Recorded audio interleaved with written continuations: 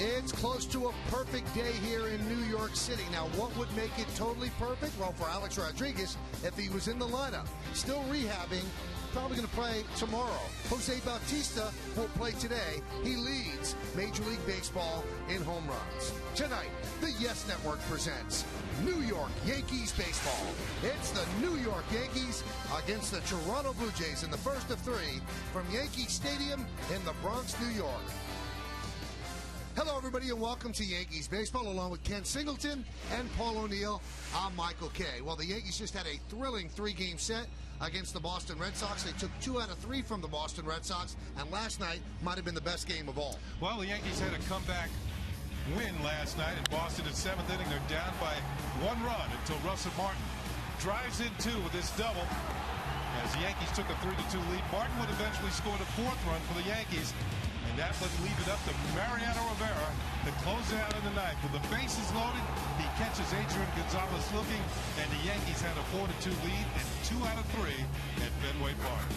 So what does it mean in the standings? The Yankees and Red Sox essentially tied. They both have 53 losses. The Yankees a half game behind. Red Sox have played 1 more game. And in the wild card, the Yankees right now technically the leader in the wild card, and they have a 9-game lead in the loss column over the Tampa Bay Rays. Let's take a look now at tonight's New York Lottery pitching matchup. Brandon Morrow is going to go for the Blue Jays, 9-9, 4.79. He throws hard. Ivan Nova for the Yankees. The rookie is 14-4 with a 3.69 ERA. And Paul, since coming back from the minor leagues, he's practically unbeatable. Well, he's 6-0 since his recall. He's 14 wins. I mean, arguably his record shows he's a number 2 starter in this rotation. When he has his good breaking ball, you'll see some of these highlights. Slider or curveball, he can be dominant. He's got a great fastball, but one stat that I love, he's 15-0 when he has a lead. He never loses when he gets a lead. So if he gets a lead early, we can go home. Well, there you go. So Paul's ready to go home. Can Ivan Nova get a lead? And can he win the Rookie of the Year? There are several candidates here in the American League. We'll break it down with Ken Singleton. Who's got the best chance? Singy will tell us next, right here on Yes.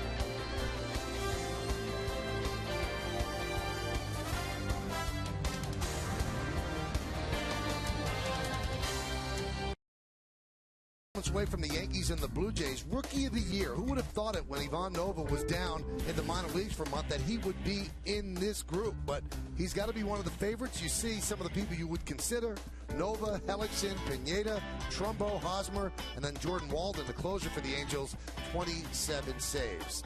Welcome back to Yankees baseball, everybody. That's Ken Singleton. I'm Michael Kay. Paul O'Neill will rejoin us in just a moment. So what do you think? You think Nova has a chance to be the Rookie of the Year? I think he definitely has a chance. He has the best record when you look at the winning percentage, 14-4. That's hard to beat. The others, Hellickson has a better earned run average, 3.01. And you also have Pineda, who's been a strikeout machine for the Seattle Mariners. That's as far as the pitchers go. As the hitters, Mark Trumbo's had a great year with the Angels. He's been one of their prime producers in their lineup. And as a rookie with 20-something home runs and up there near 100 RBIs, he's going to get some consideration. Same for Hosmer. I think Hosmer is a better all-around hitter than Trumbo, but I think that all of these guys are good candidates. But if I had a vote, I'm going with the winning percentage, and that means that Nova gets my vote. All right, so 14-4. It could get better tonight. It doesn't mean most valuable rookie pitcher, just the best rookie player. That's what makes it complicated. It's going to be a little bit complicated to find out who the home run leader is. The 2 best are going at it this weekend. Will they change positions? Lineup first pitch baseball next.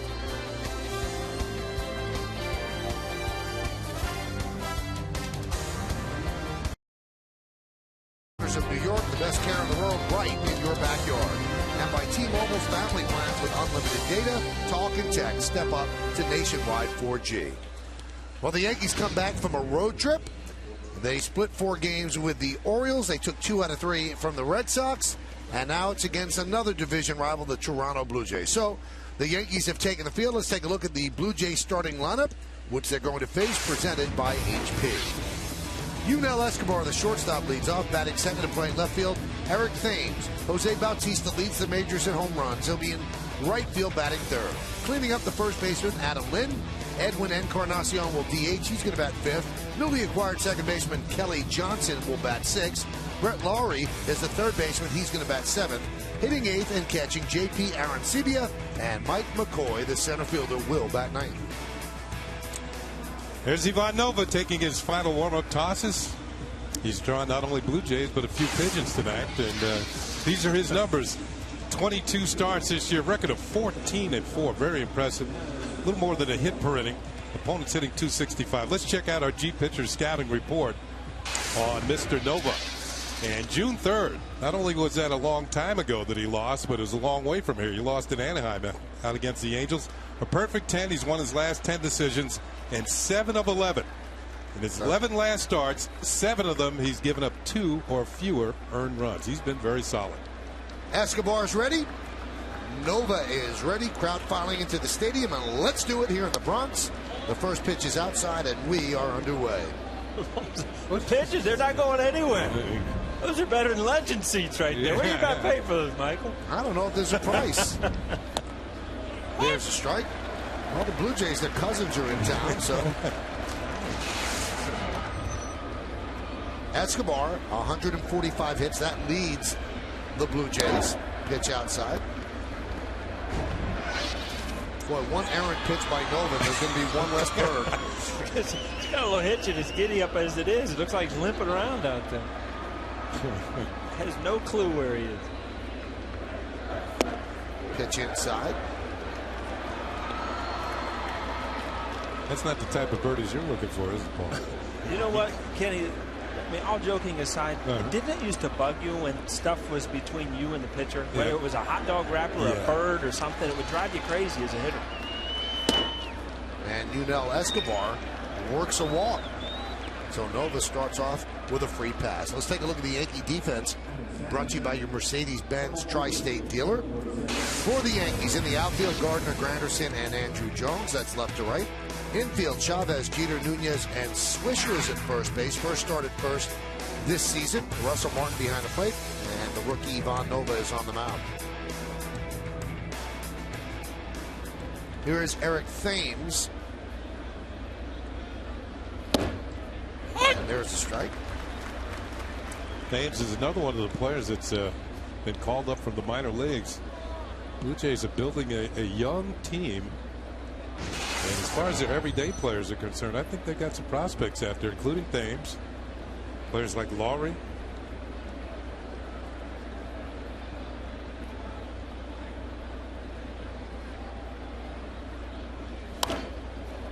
Fouled away.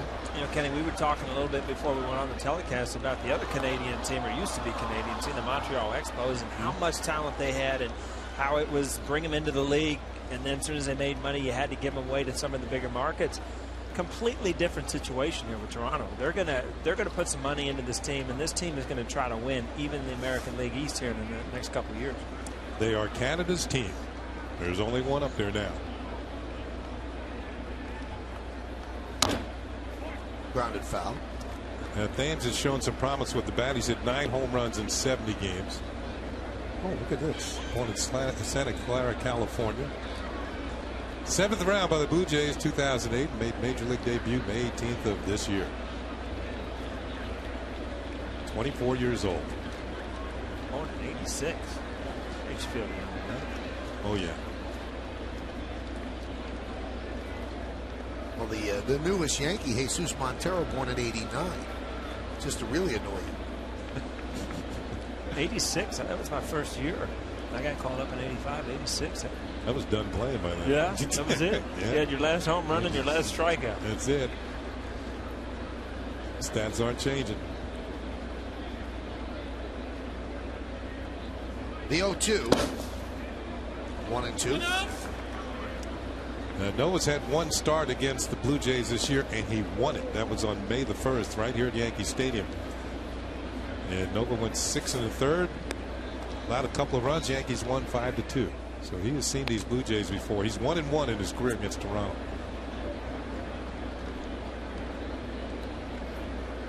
Yankees got in early this morning. Long game in Boston. By the time they got to bed, about 3:45. Blue Jays played a day game in Baltimore, so they were in and had the night in New York, so they're a little bit better rested. That doesn't really mean much. Usually adrenaline gets you through this. The 1-2. 2-2. It's a breaking ball right there that Nova can get a lot of strikeouts with. disciplined hitter right there, but with 2 strikes, you see that sharp breaking ball end up out of the strike zone. There's a lot of swing and misses.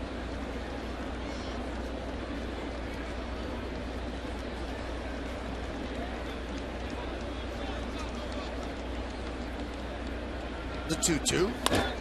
Fouled away.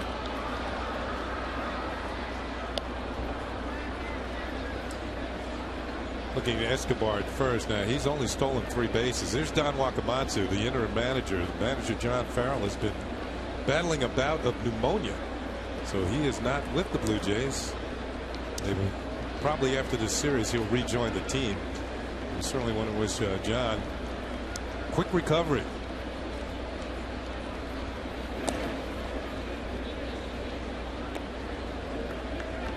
And while he's been gone, Wakamatsu, interestingly enough, has not sat in the manager's office. He will not sit in the office and do his interviews before, but out of respect for John Farrell.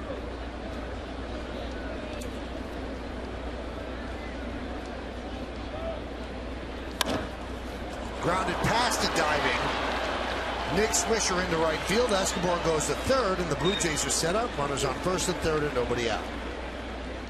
Nothing against Nick Swisher, but you're just so used to seeing Teixeira just catch every single ball to the right side of the infield. Good piece of hitting as a left-handed hitter with that man on first base. Stays on top of that ball, drives it in the hole. Swisher gives it a good effort, just out of his reach. That's what that hole is there for, is a left-handed hitter with man aboard. If you can somehow drag a breaking ball or get on top of a fastball like he just did, just bounce it over there with a little authority and get it through. Here's Jose Bautista. 39 home runs, leads the majors. Nub foul.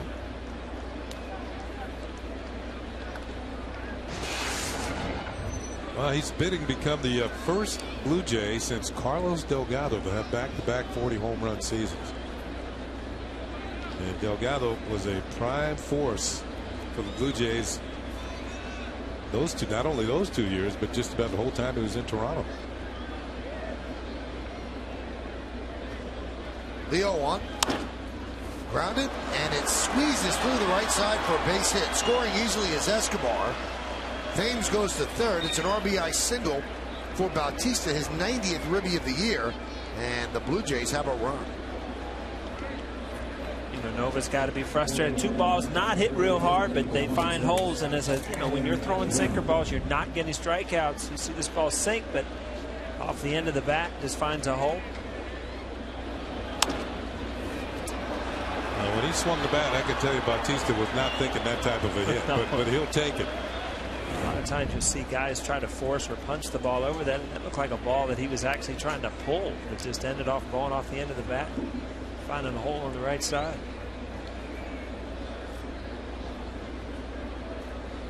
Still runners on the corners. Here's Adam Lind. And still nobody out.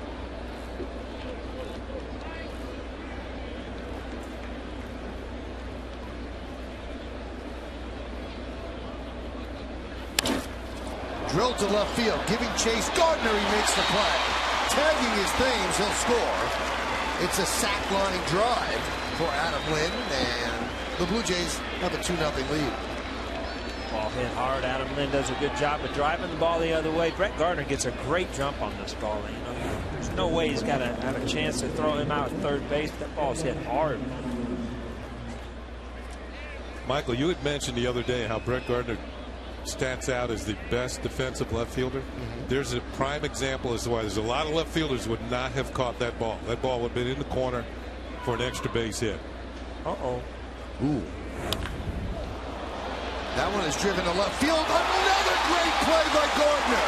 And they're going to double up Bautista, who's all the way at second.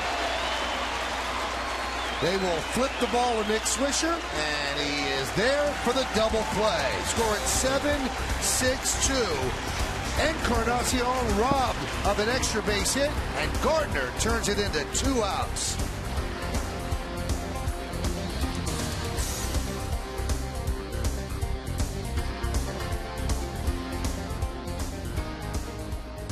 Blue Jays scored 2. Let's take a look now at the Yankees starting lineup that's going to try to make that up. And it's presented by Lexus. Brett Gardner, wow, left fielder. He's going to lead off, batting second. The captain, the shortstop, Derek Jeter. Curtis Granderson in center field will bat third. Cleaning up the DH, Robinson Cano. Nick Swisher's at first base, he'll bat fifth. Batting sixth, playing third base, Eric Chavez. Andrew Jones in right field will bat seventh. Hitting eighth and catching, Russell Martin. And Eduardo Nunez, the second baseman, will bat ninth. 27-year-old right-hander Brandon Morrow on the mound for the Toronto Blue Jays. And he gets a start tonight. Very hard thrower. He's had 24 starts. His record is leveled off at 9-9. Still less than a hit per inning and a lot of strikeouts. Let's check out our pitcher scouting report on young Mr. Morrow. Go sit down. He averages over 10 strikeouts per 9 innings. That is tops in the American League. But he's been roughed up lately. They say he hasn't been using his off-speed pitches. He's given up 5 home runs in his last 10 innings. And he went 1-4 in the month of August with a high earned run average. That go sit down. That sounds like you've said that before. Oh, yeah. Huh? Yeah, stand in the outfield. Get out of here. Get out of here. There's Brett Gardner. He's put in a full day in the top of the first inning defensively. Now he leads off. You talk about a couple great plays, but where Nova was in the first inning, couple hard hit balls. I mean, you could scratch out on paper that he might have saved 2 or 3 runs in that inning by defensively, doubling him off, those balls not getting down the line. Popped up left side, Escobar a long run, and he makes the play. Good play by Escobar. Why don't we take a look at the last out of the top of the first inning, and we'll take a look at the IOTV HD Super Shot. One advantage you do have as a left-hander playing left field is your glove side going to the line almost comes out of his glove, but again, he was loose from the play before. A couple really good plays. Down the road, you hopefully don't forget about him, because it could have changed the game there in the first inning. Score the double play 7-6-2. Check that 7-6-3. Pretty strong throw from Jeet right there. Yeah, that's right. He's saving it for later. Here is Jeter, and he fights it off and fouls it back.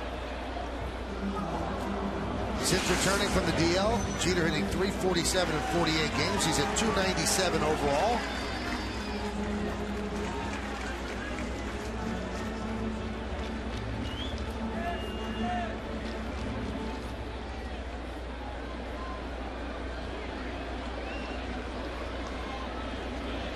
The 0-1. 0-2. James Hoy, the home plate umpire, an excellent voice. Morrow is one of those guys that can be really good, or he has a lot of ups and downs. When he's in the mid-90s, which you see tonight, completely different pitcher. Some nights he'll come out at 89, 91. Some nights he'll come out in the mid-90s. It's like one of his good nights. Morrow does not like pitching here at the stadium. 4 career starts here, 7.58 ERA.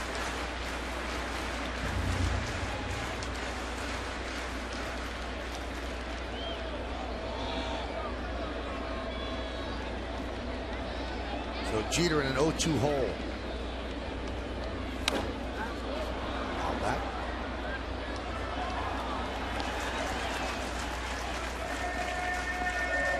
This is a little change up in the battery for the Jays now. This is the first time I've seen Aaron Sibia catch Morrow in a long time. Usually it's Jose Molina, the veteran, going with the younger pitcher. But Don Wakamatsu changes things up. Swing and a miss. Jeter down on strikes. Let's check out the Blue Jays defense, brought to you by your Mercedes-Benz Tri-State dealer. In the outfield, left to right, it's Thames, McCoy, and Bautista. Bautista has a great arm out there and right. Then it's Laurie, Escobar, Johnson, and Lynn, third to first. Aaron Sibia behind the plate, and Morrow is on the mound.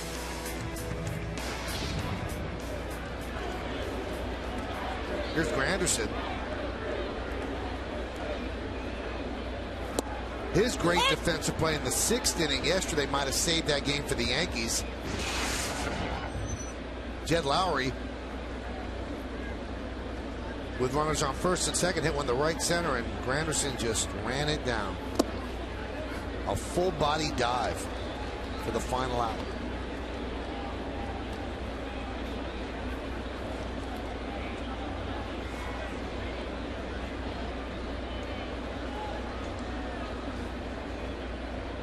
One, 2-1.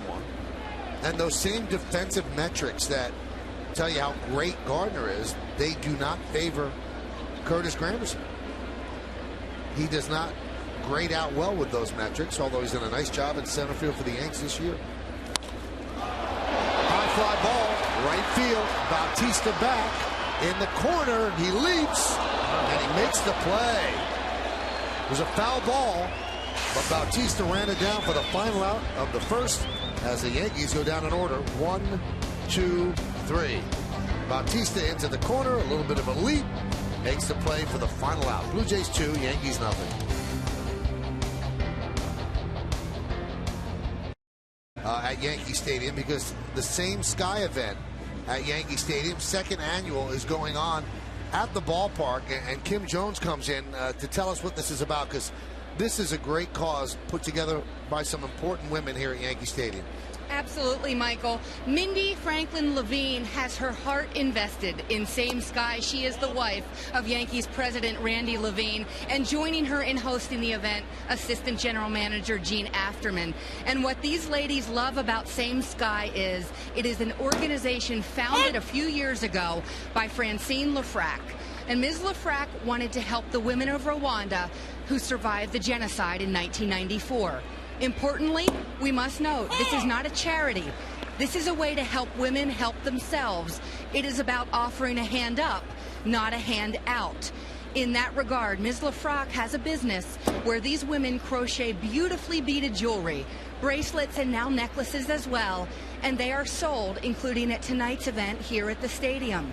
These women in Rwanda, and it has now expanded to Zambia, earn a living that far exceeds the average salary of their locale. These are women who lived in public housing who now own homes. They can now put a roof over their family's head, food on a table, and even have a table. These are women, most of whom are HIV positive, who tell Ms. Lafrac, I know I'm going to die, but now I also know that when I'm gone, my family can provide for itself. It is a remarkable endeavor. When Ms. Lafrac began it, there were 4 women making jewelry. Now there are 75. Now, Kim, why is the Yankee organization so committed to this cause? Well, Mrs. Levine will tell you we need to help our sisters, whether they live next door, and the Yankees do plenty of that as well, or whether they live way beyond our borders. And oceans, she said, does not separate our hearts. And in that regard, we all do indeed live under the same sky. And as Gene Afterman pointed out, this is a year in which the Yankees are celebrating women in sports. And as Gene Afterman told me, let's also celebrate women around the world and women in life. And in this case, women under the same sky. Now, Kim, you're sporting this necklace and this bracelet as well. They're pretty sharp looking. Yes, Francine Lafrac has done a terrific job. The bracelets are absolutely beautiful. The colors are terrific in the necklaces as well. And Mindy Levine insisted I be accessorized tonight, and I was not going to argue with Mindy Franklin Levine, I tell you that. But this is something everyone here is very committed to. It is a tremendous cause. And also, Michael, I do emphasize, this isn't charity. This is to help women find a way to help themselves and earn a living that enables them to help not only their lives, but the lives of their families. Great story, Kim. A great job by Mindy Levine and Gene Afterman. And this is an outstanding thing that's being done to help these women, and we thank you for telling us that story. And Francine Lafrac as well, Michael. And if you would like to get further information on Same Sky, www.samesky.com. You can also become a fan on Facebook or follow Same Sky on Twitter. Cool stuff. Thank you, Kim. Thank you, Michael. All right. Aaron Sibia fouls one the other way. There are 2 outs here in the second.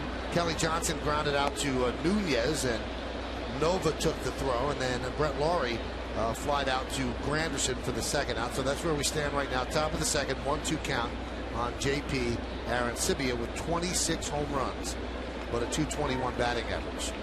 Nova deals, swung on and missed, breaking ball, and that will do it. So Nova with a nice bounce back inning as he gets the Blue Jays in order. 1-2-3. We go to the bottom of the second. Blue Jays 2, Yankees nothing on Yes.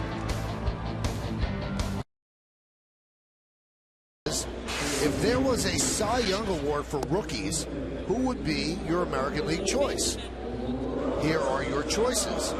Would it be Jeremy Hellickson? Would it be Ivan Nova? How about Michael Pineda or Jordan Walden, the closer for the Angels? Make a decision, then text your vote to 58772. Standard text messaging rates apply. This is going to be a landslide. I'm telling you right now. You giving it to Nova? Oh, just by a landslide. All right. We got Yankee fans voting on this thing, too. So you think it's a little slanted? Possibly. Right. I think it's a little slanted, but I think he deserves He's good. Yeah. Here's Robinson Cano. He's the DH tonight. 8 games as a DH in his career. 12 for 31. That's 387. 2 home runs and 5 ribbies. The Yankees got in very early in the morning, and Joe Girardi giving Cano a semi-day off.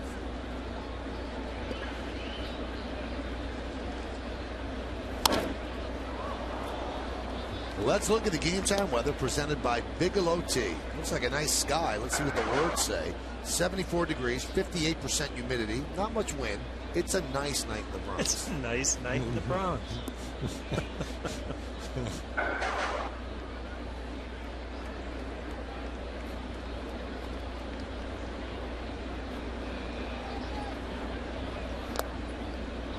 Boy, they really have Cano play unlike most other teams. Wow. They've got the third baseman Laurie playing pretty much shortstop, and Cano will hit the ball to where the third baseman He hit a bullet last night right at the third base. Yeah. The base is loaded. Don Wakamatsu, the interim manager. John Farrell's on the mound. And by the way, Wakamatsu has managerial experience with the Seattle Mariners. Highly respected baseball guy. Most certainly.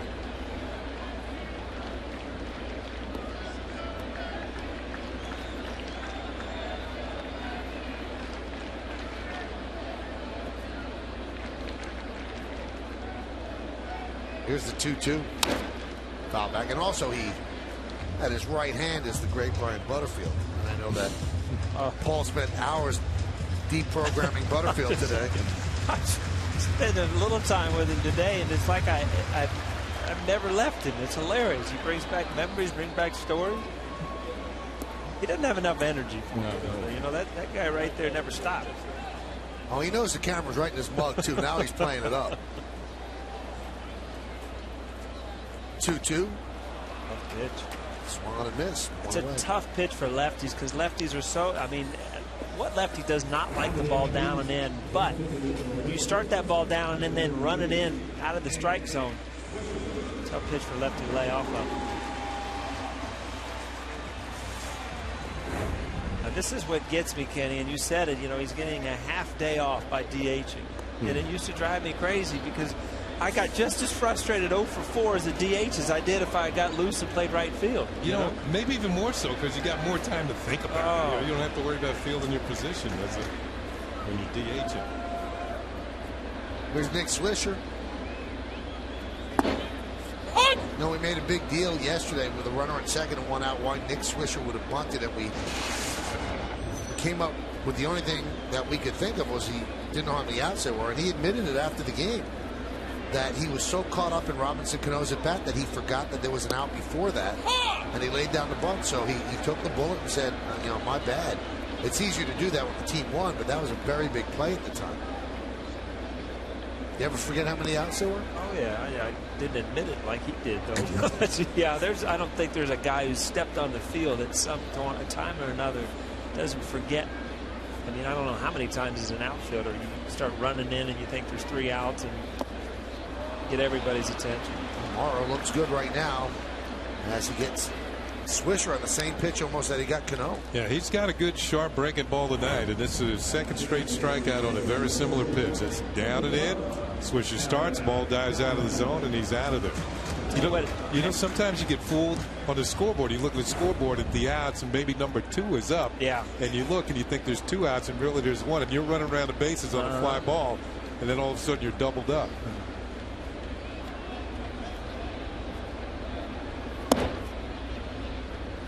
Morrow, he really pitched Swisher tough because he went backdoor slider, and then he threw that slider down and in. As a player, when you're 0-2 and you haven't seen a fastball, you're thinking, you know, he's going to bust me with that fastball in, and all of a sudden he threw that slider down and in.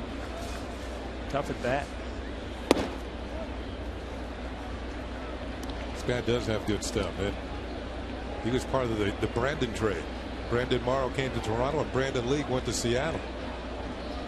Two good pitchers. Yeah. League made the All-Star team this year. The 2-0.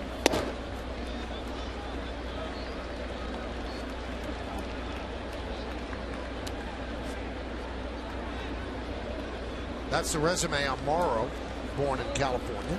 Former first-round draft pick, the 5th pick in the 06 draft. And 1 year later, he made his debut for the Mariners.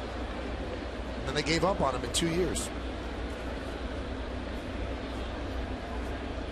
3-0 to Chavez. And he walks. Yankees first base runner, IOTV. Offers incredible HD picture and sound. Get the best in HD free.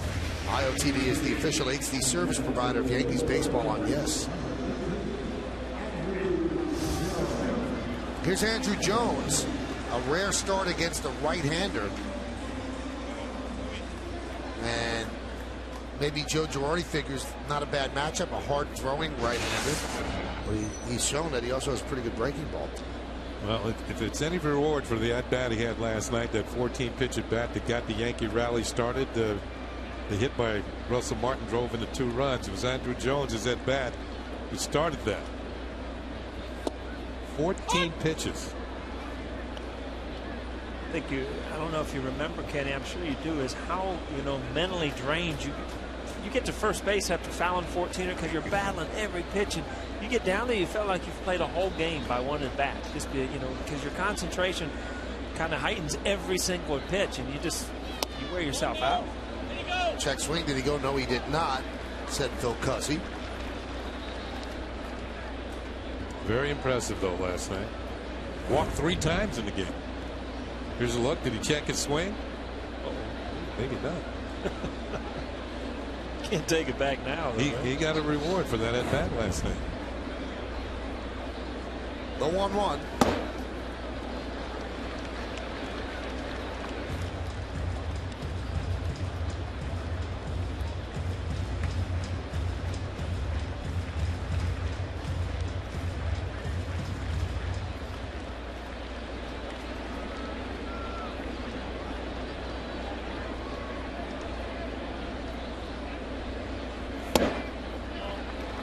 Now, when you see Andrew Jones in there as the DH against a righty, it doesn't take a detective to figure out that essentially Jorge Posada has lost his job as a DH. They called up Montero. Montero's going to DH against lefties, and with the fact that you're DHing Cano and you're using Nunez in second, Jorge hasn't played against righties now for a couple of games, so his lack of consistency, I think, has cost him at this point, but you know, there's still a month to go.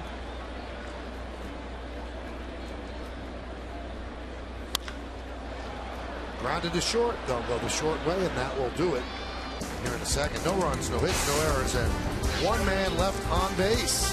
We played 2 in the Bronx. It's 2-0 Toronto.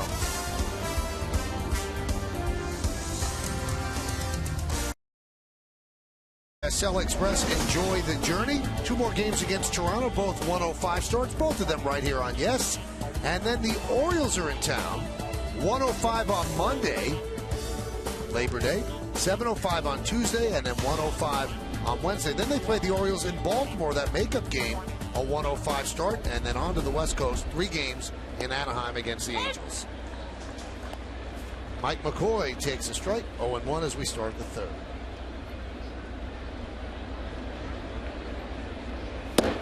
Mike McCoy starting in center field.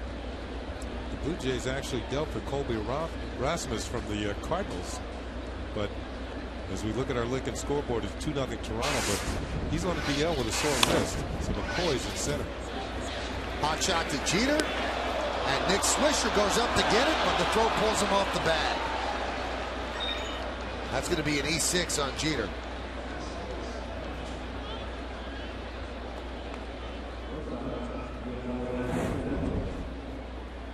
See, Jeter just kind of, you can tell right off the get-go it's high. Swisher gets off the bag the wrong way.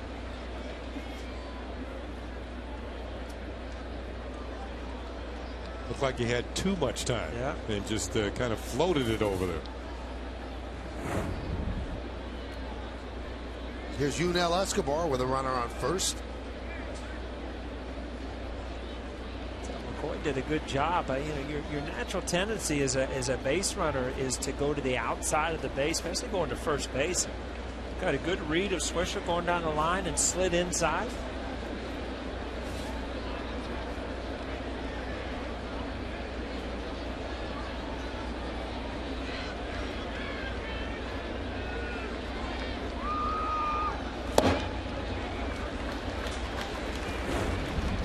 See how high Nick Swisher goes on the Coors Light freeze can. So he's got some hops. He's got to get down to tag out McCoy. That doesn't happen. McCoy going to the inside part of the base. Great call, great read by his. A lot of times as a hitter in Kenny, you'll know you hit a ground ball, you put your head down and you run through first. He had his head up. He read that Swisher was going to the outside part of the base. Little trick slide in first base. Watching Escobar at the plate here, and he has a style that you used to see more of, you don't see much of anymore. The way he wraps the bat around his ear, and because you have to bring it all the way around, you really have to be quick. Remember Julio Franco? Oh, you really have to have strong hands to hit this way, because you're in a position here where you've got to get the bat back, and it takes longer for most people when it's wrapped out that way. That little. That's more saying there's something in his line of sight out there.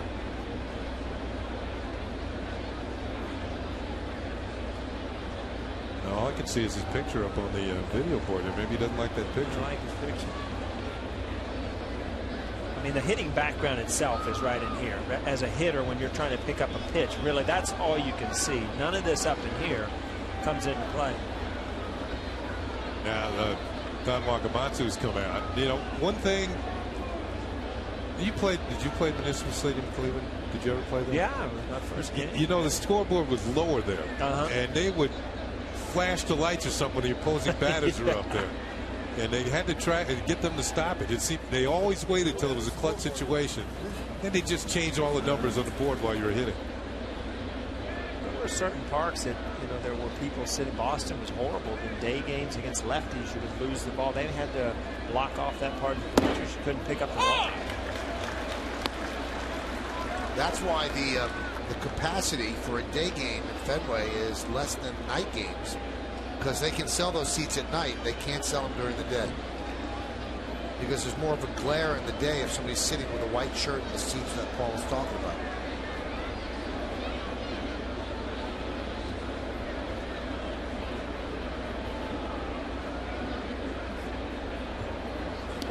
The Blue Jays, talking about backgrounds, actually came under some fire about a month ago. ESPN, the magazine, did a big expose that they're stealing signs at Rogers Center, where they have a guy in a white suit sitting in the stands, getting the signs and then standing up whether or not the ball is going to be a fastball or a curve. Now, the numbers might not indicate it. They certainly don't, except for the home runs, 15 more home runs. And there's 8 average points, but they have a losing record at home. And the Blue Jays say it's nonsense, it's not true. But they actually had other players see the guy stand up in several different games. The guy with the white suit. And comes in with a white suit every game? I guess. That's a problem to start with. You sure he wasn't selling ice cream or something? Good humor man's out there tipping pitches. Grounded up the middle, grabbed there by Nunez. Flips to Jeter to get the force.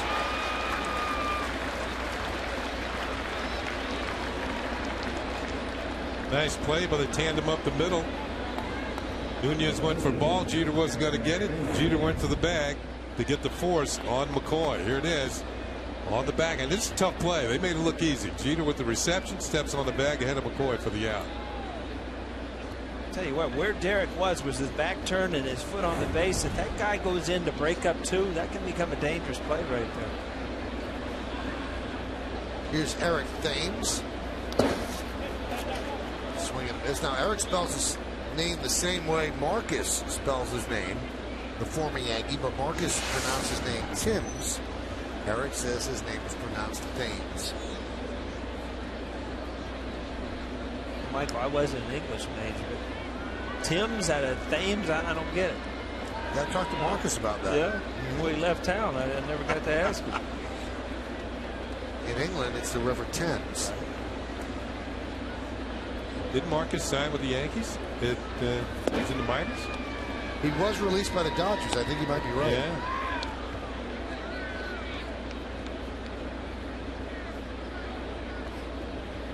And by the way, in terms of like the suspicion of stealing signs at Rogers Center last year, Toronto had 146 home runs at home and 111 on the road. Suspiciously lopsided.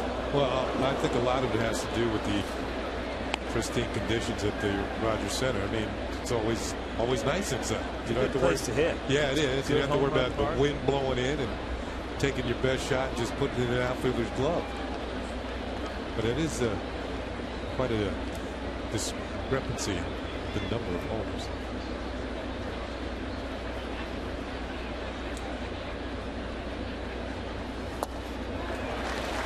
Swing and a miss. Thames goes down on strikes. And Paul, it looks like Nova has discovered his breaking ball, and it was last inning. He didn't have it in the first inning, but now he's got it. That was a slider there. He's thrown some nasty breaking or some curveballs too. You're right.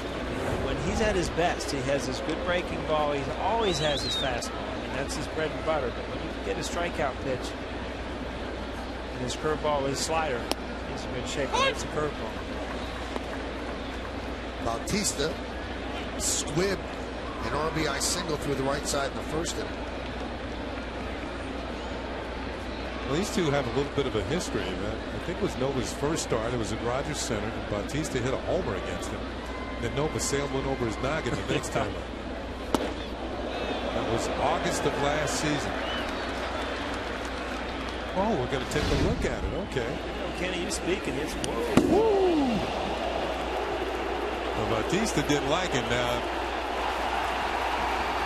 things got a little heated at the Rogers Center.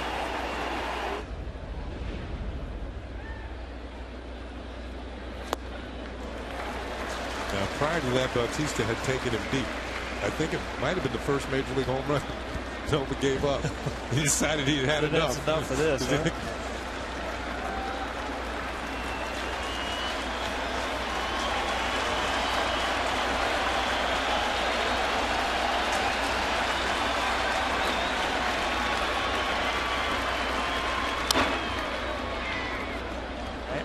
Time I watch, pitchers face guys, and the first three pitches were nasty, and then also he got away with one. And that pitch right there, to as good a hitter as Bautista is, Nova got away with one there because he hung that ball out over the middle of the plate.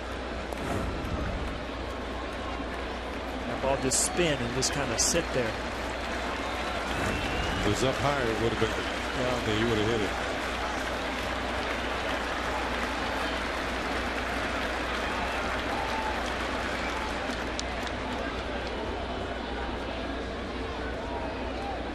Watch Escobar. He's had himself a pretty good year. He's reaching base quite often. But look, he only has 3 stolen bases, and I think that's something where he can improve on. If you're a shortstop, you should be able to run a little bit.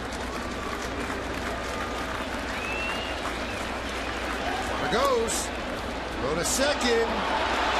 Got another good throw by Russell Martin. And that'll do it here in the third. No runs, no hits, no errors, and because of the caught stealing, nobody left on base. Nunez applies the tag, and Escobar is out.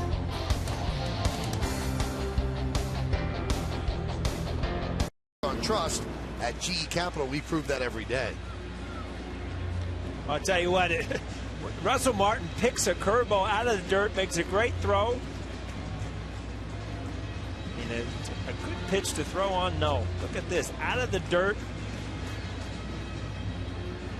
tremendous play. And did he get him? Yep, he got him. Now explain this to me. The major league's leading home run hitter, and you're going to get thrown out? You're going to take the bat out of his hand? Not only that, if you make it, he probably won't get anything to hit for the rest of the at bat. It doesn't make sense. And you would just to tell that he doesn't steal bases. Now he's even, 50-50. Here's Russell Martin. Martin has now thrown out 33 of 107 base stealers. That's 31%, which is very good. That is excellent. Lincoln scoreboard 2-0 Jays.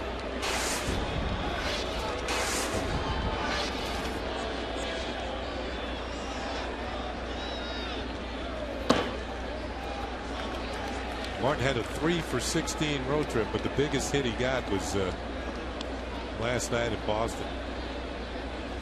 Right on time. Fought back from 0-2. 2-run double and 2 nasty breaking balls from Daniel Bard.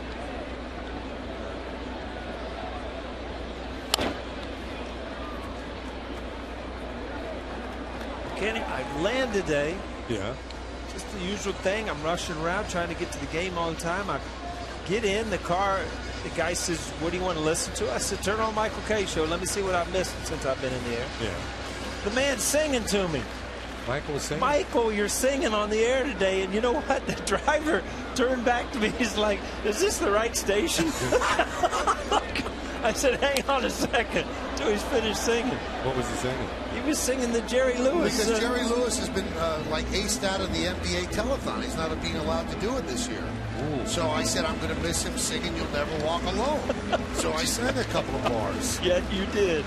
Twice, matter of fact. I thought I did an excellent job. That's probably where he learned how to sing. The look on the driver's face is what got me. Is this the right station? And what station was that, Paul? 1050 ESPN? I couldn't tell you. He flipped it on for me.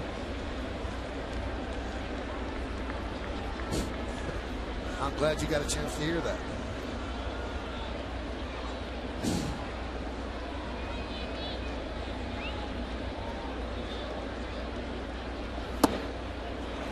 And Russell Martin works a walk. Second base runner for the Yankees. Second walk. One to Chavez. One to Martin.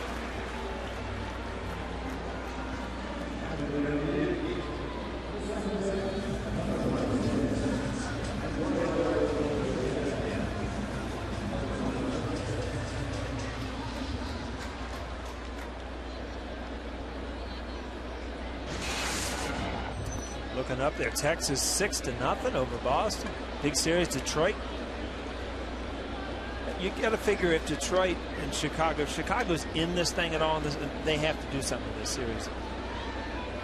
The problem is, I think Verlander's throwing tonight.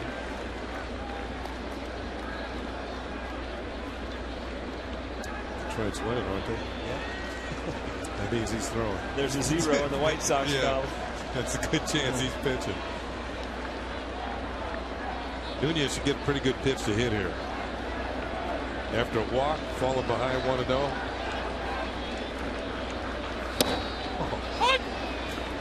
You know, every once in a while, as a young player, you think you're doing the right thing. I'm going to work this guy, and you just take a fastball right down the middle. You know, as a manager, you've got him in there for a reason to swing the bat and do the things he can do offensively. It's kind of strange to see him out at second base tonight, too. Cano, designated hitter tonight. Punched out to right field. Bautista coming on. He'll make the play. And an off-balance throw to first is not in time to get Martin.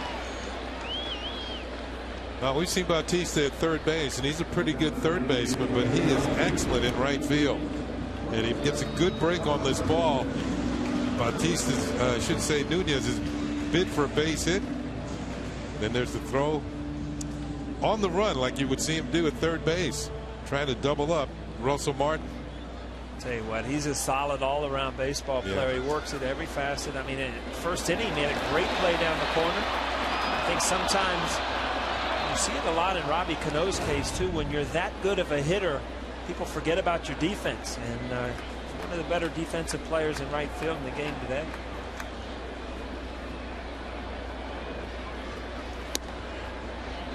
Count 1-0.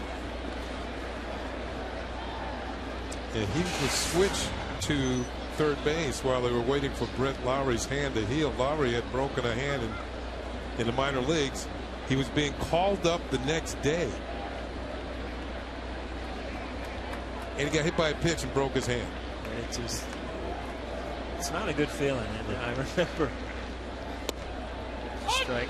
One year I got sent down, and Pete Rose told me, I'm going to send you down there for the 10 days. I want you to get some at-bats in and come back and you'll be ready to go. And I went down, and like 3 days into it, I broke my hand diving for a ball. But the only problem is you look at that.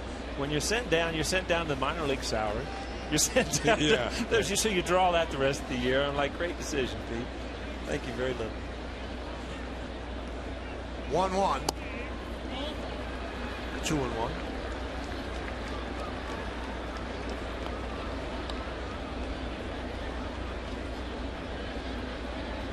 You must have been a joy after that happened. Well, I tell you what, there's no way to sugarcoat it. When you get sent back to the minor leagues, I mean, it's horrible. It's just, you don't want to go back. You'd rather sit on the bench and just hope for an opportunity, because there's no good thing about it once you've come from the minor leagues to go back down. Yeah, once you start getting that big league meal money. Travel around hotels. Travel around the country in style. Yeah, the Motel 6 in AAA is a beautiful thing, isn't it, Ken? No? I don't remember.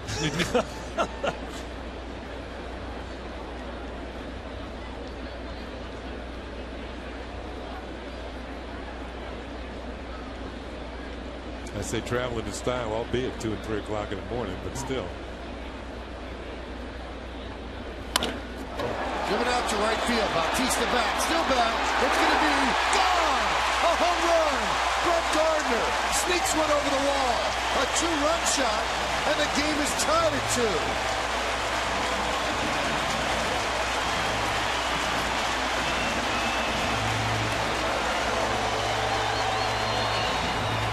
Well, Brett Gardner had been struggling somewhat lately. I believe coming in today he was 6 for his last 54.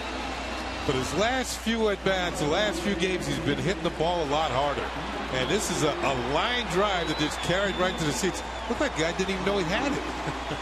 The ball went in his glove, and he didn't even know he caught it. And here's Morrow.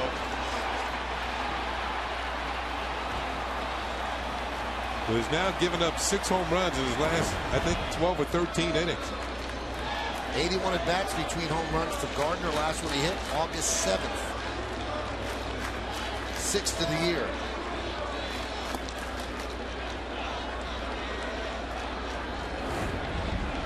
Talk about a ball that gets out quick. I mean, that's a line drive. A lot of times, and this is where the new Yankee Stadium, in my mind, is a home run park. Is right over that scoreboard. Those line drives will get out of here, and a lot of other parks they won't. Always hit hard.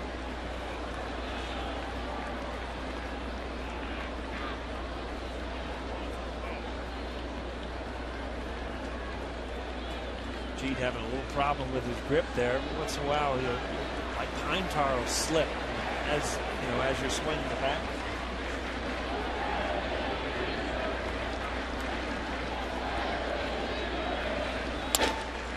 Broken bat, ground ball is short. Escobar.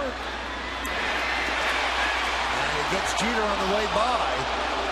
And Jeter does not agree. That wind got him. 2 away.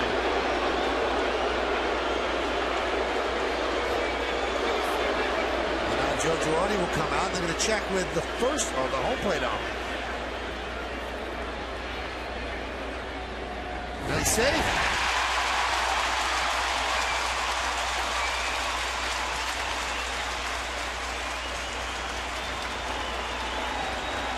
And now Wakamatsu's going to come out. Kenny, is that a new rule, though? And once you've been called out, you can ask for another opinion? Well, they're going to have to calm down Escobar, too, because I think he just got an error. Yeah, but, I mean, when you were called out at first base, there was no, like, screaming at the ump and, hey, hang on a second, let me go check. That wasn't my job. Yeah?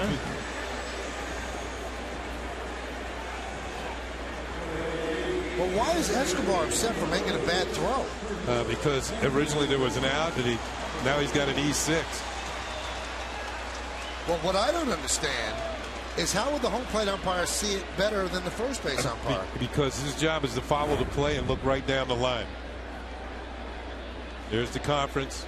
Phil Cuzzi informed by James Hoy that there was no contact between the glove and Derek Jeter. So an E6 on Escobar. And here's Granderson. I don't think you can ask Paul for the appeal. The other umpire, if he thinks the home plate umpire can see it better, will ask for help. Yes. But it's not as if Jeter said check with the home plate umpire. Jeter said I was safe, and he said hang on, let me find out. Check with that fan over there, will you?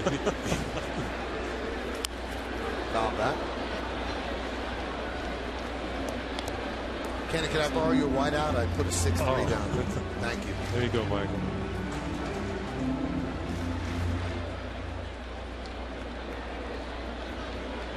Paul, you don't need it, right? I don't know, but I'm watching you go to work. That stuff works. You're welcome. That one gets away from Arancibia, and Jeter goes to second. That's a wild pitch. Arancibia can't handle it off the glove, and Jeter moves into scoring position. Key right here is to get a quick read and go. I mean, you have to make up your decision. You can't wait to see how far that ball is going to get away from the catcher. It's such a tough play for a catcher to pick up the ball and then still throw you out.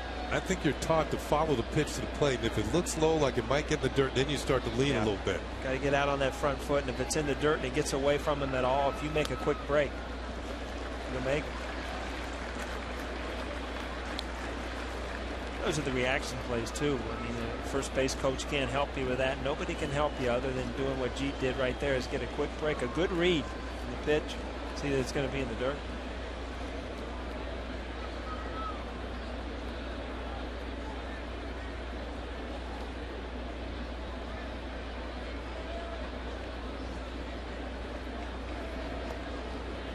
Granderson had sort of a slow road trip. He was 5 for 25, but 2 of the 5 hits were homers.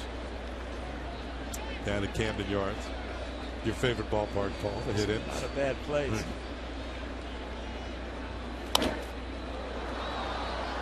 Wish went on the Utah Street. He's going to get a little plaque like you got out there. You ever see that plaque, Paul? Somebody sent me a picture in the mail. They had taken a picture of it and sent it. I've never been out there walking by it. I think it also has the distance on it, doesn't it? I don't know. Paul O'Neill, I think, is it 434 or something like that? 600. Something like that. 600 would have been in the Inner Harbor. Strike 3. Granderson down looking. There it is. There it is. 431, does that say? No, but how did we get that picture so quick? 431. April 30th. I can't read the rest of the date there. 1924.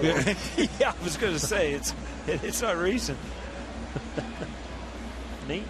A lot of people have stepped on that. There's a lot of them out there, though, right? Yeah, there's 30 something out there.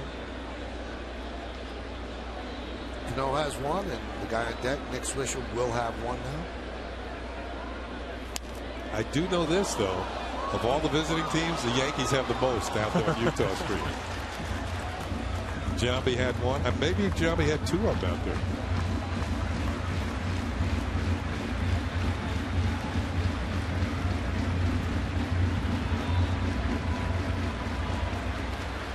It's interesting, too, because Swisher said afterward that he tries all the time at BP, just can't do it. He said that's why he was shocked that the game he got it done. You know, 95-mile-an-hour fastball goes a lot better. I mean, average BP is probably 65.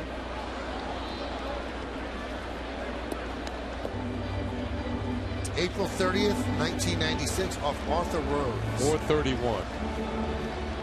I gave you 6 extra, a few extra feet. But eventually, that whole street's going to be like that. Yeah. Cobblestone.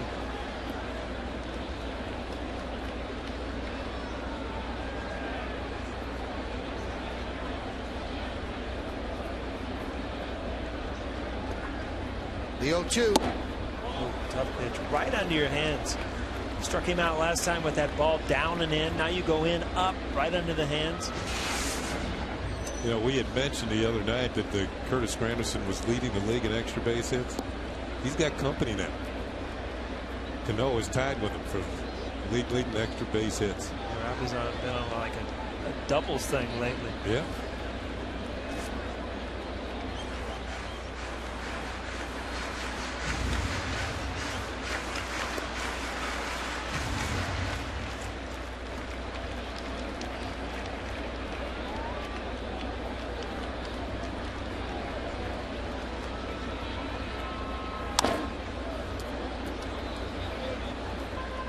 Stay tuned during the 6th inning for a message from our friends at the Fox Business Network. Cano was out earlier today with Kevin Long working on that speed drill that where they divide home plate in half and a little flip toss and work on your quickness. The thing is, you know, what they work on is obviously being quick on that inside pitch, but being able to keep the ball fair too, and that's the important thing. It doesn't matter how quick you are. If you pull it foul, you've done nothing other than giving the pitcher a strike. If you get that ball inside and you're quick enough that you can keep it fair, that's when you can really hurt a pitcher. 1-2. Grounded foul.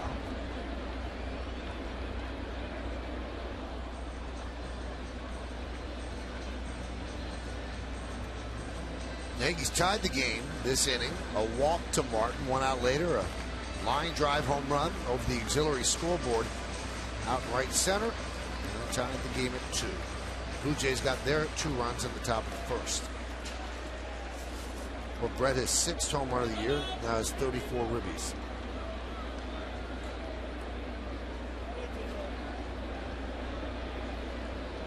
Got in late last time. It looked like Brett Gardner made it to the barbershop, didn't it? Clean shaven today. 1-2. Swing and a miss. It's tough. 2 runs, 1 hit, 1 error, 1 man left. 1 swing. Brett Gardner sends it into the Bronx night and into the seats in right. 2-2 game.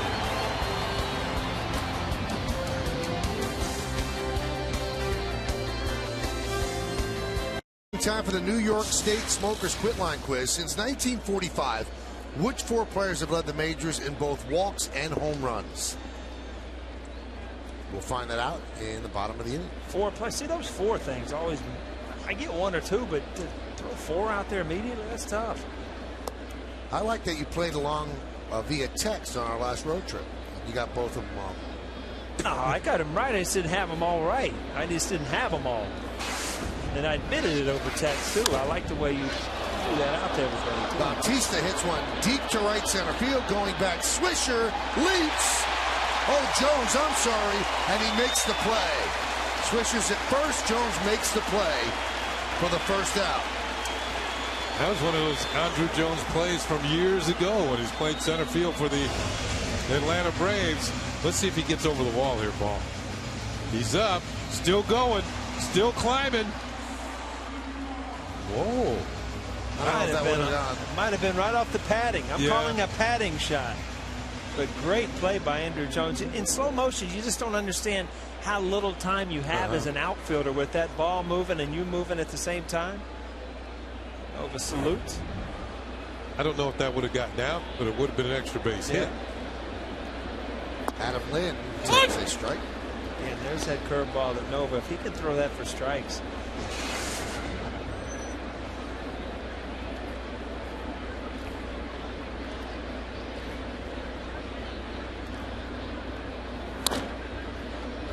Grounded foul, 0-2. Michael, you remember what I said the pregame now? Toronto's in a tough situation right here because if Nova gets the lead, it's over. He's 15 times. He's 15-0 when he's had the lead at any time in the game. Great stat for a new pitcher.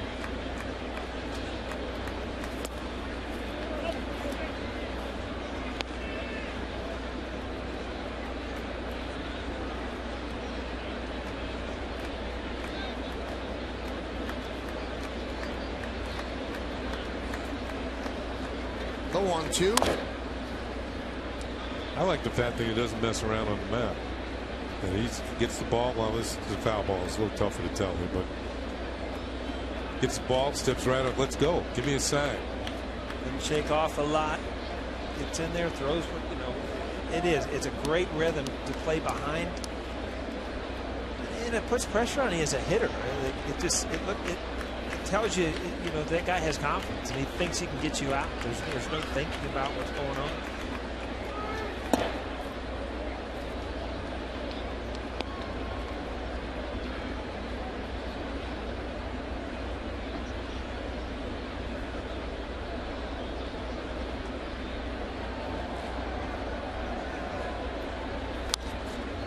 Now back to the screen.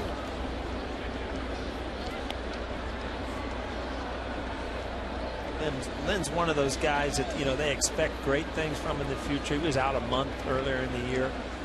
And offensively, somebody, especially a left-handed hitter, is going to have to produce behind Bautista. Tomahawk foul.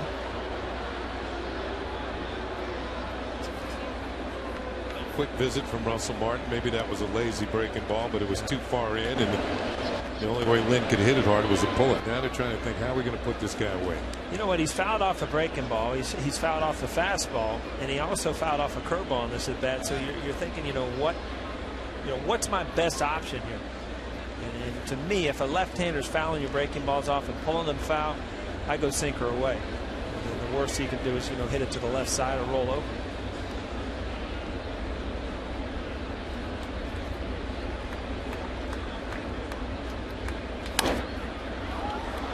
Back here. Got into the press box. I saw the seams on that one. It's as close as I think I've seen one up there.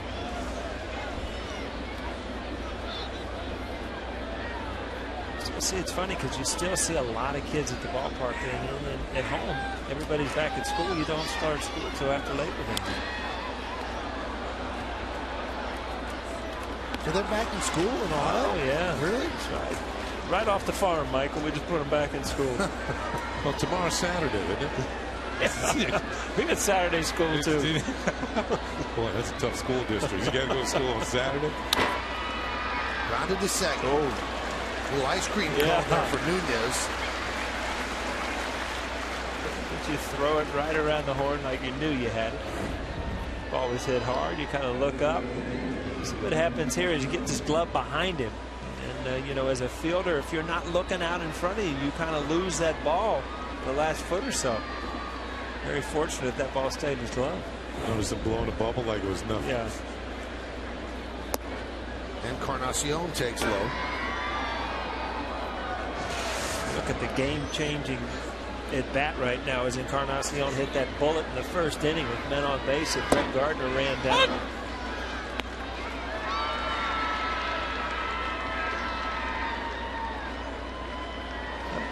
Must have fouled one off his toe recently. You see that pad over that toe.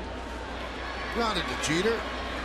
And that'll do it. A 1-2-3 inning with some help from his defense for Nova. We go to the bottom of the fourth. It's a 2-2 game on yes.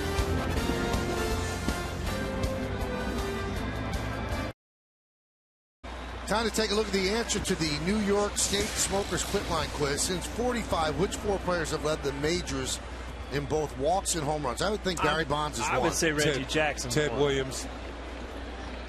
Ted Williams is one. Killebrew, Schmidt, McGuire, and Bonds. Killebrew. Maybe there was 5. Didn't Reggie do it too? Didn't Ted Williams do it? Every time you get walks and homers mixed together.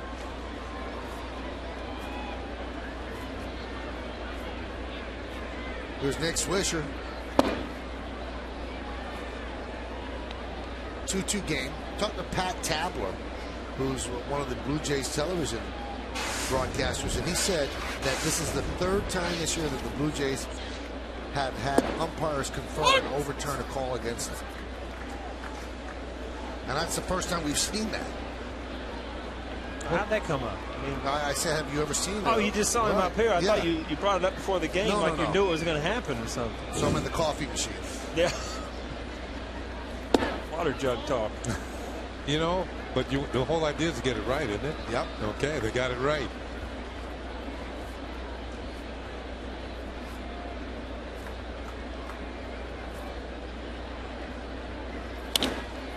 Swisher hits one deep to left center field. McCoy is there. That'll put it away for the first out. There's Pat Tabler on the left and Mark Martinez on the right. Tabler, I think lifetime had a 500 batting average with the bases loaded. It might have been better than that. He was strong. So you see Buck Martinez on the right there. You talk about a guy that just loves to talk about baseball. He played it, he managed it, he's done all kind of things in it, and he just loves to talk about baseball. I played against Buck and winter ball in Puerto Rico many moons ago. That's the first time I ever met him. And some of the players on those winter ball teams. Chavez with a deep drive to right. Bautista in front of the track puts it away for the second out. Yeah, a couple of near misses here by the Yankees. Swisher now Chavez. Look at Tabler's numbers. 489. The bases loaded. A couple of grand slams, 108 runs back. You get a lot of RBIs with hit that high with the bases loaded.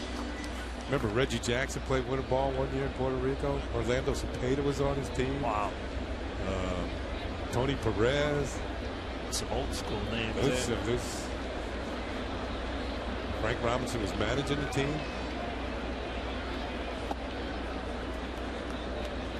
Those were the years when the big leaguers would go down there and actually play winter ball. Now the winter leagues are more used as like instructional leagues. Each country is developing their own players. What if you watch Morrow, if this is the first time you've seen him, good breaking ball, good fastball. Tonight is one of those nights where he's in the mid-90s with that fastball, and it just makes his breaking ball so much better. He averages over 10 strikeouts per 9 innings. That's best in the league.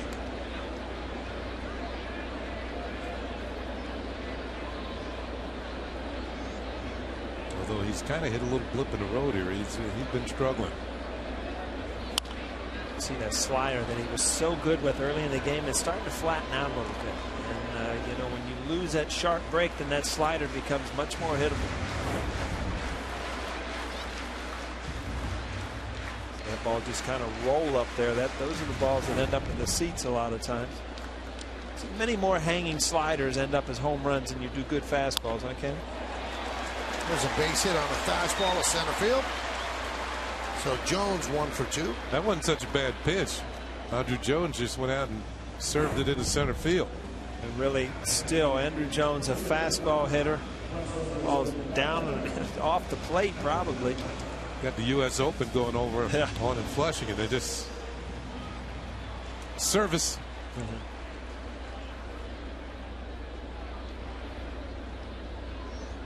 See, everything's open, hips going that way, shoulders going that way, but the bat head stays through the ball.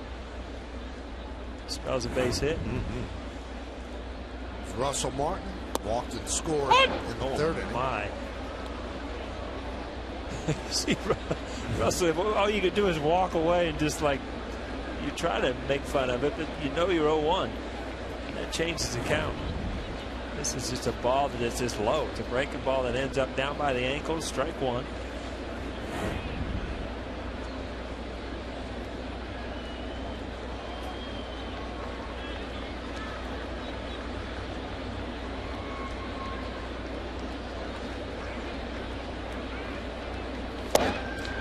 When that happened to me, I've usually turned to the umpire and said, he doesn't need any help. Exactly. This is last night. Martin didn't even need help with this one. Ripped it to the gap. 2-run double. Ended up at third base on the hustle. And the Yankees took the lead. That was in the 7th inning at Fenway Park in Boston.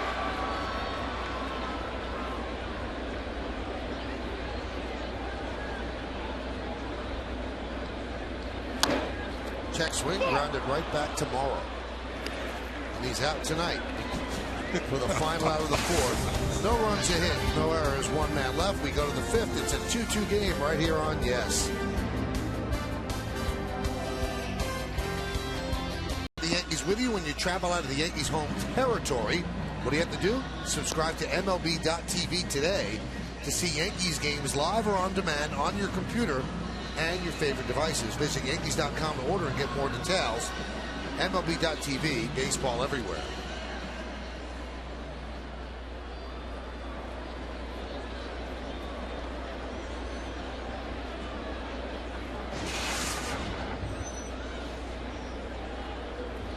Here's Kelly Johnson. First pitch grounded to Nunez. One pitch, one out here in the fifth. Johnson came over in the Aaron Hill deal. Hill was traded to the Arizona Diamondbacks. And Johnson comes over to play second in Toronto. He's been playing well since Toronto. You saw his overall numbers. They didn't look very good, although 20 home runs. It's pretty good for a second baseman. Sure. But he's been hitting well with the Blue Jays. Speaking of the Arizona Diamondbacks, I was reading today where the general manager said 10-game winning streak. He said it a while ago. He was going to shave his head. So going into tonight, they'd won 9 in a row. So might be a big night. Tonight, yeah, too. Might be a big night. What do they do? Oh, they haven't started yet out on the West Coast. That might be one. Oh, those are bad bets, aren't they? You might want to be watching on your favorite device later on. That one is drilled to left field. Gardner makes the play. Retiring Laurie. Blue Jays thinks Laurie's going to be a great player. But when you hit one in Gardner's direction tonight, you're going to come up empty. Put an absolute clinic out there in left field tonight. This is the play right here, if you ask me. Kind of made the game in the first inning. Tell you what, that outfield defense. Got all kind of defense working here tonight, Michael. Aaron City fouls it back. They foul one up here. You got to make a play, Paul.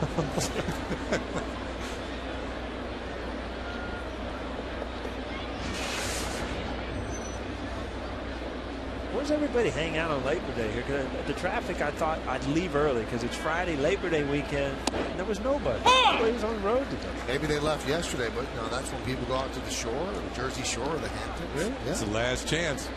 The last beach weekend. They picked a good day. It was beautiful.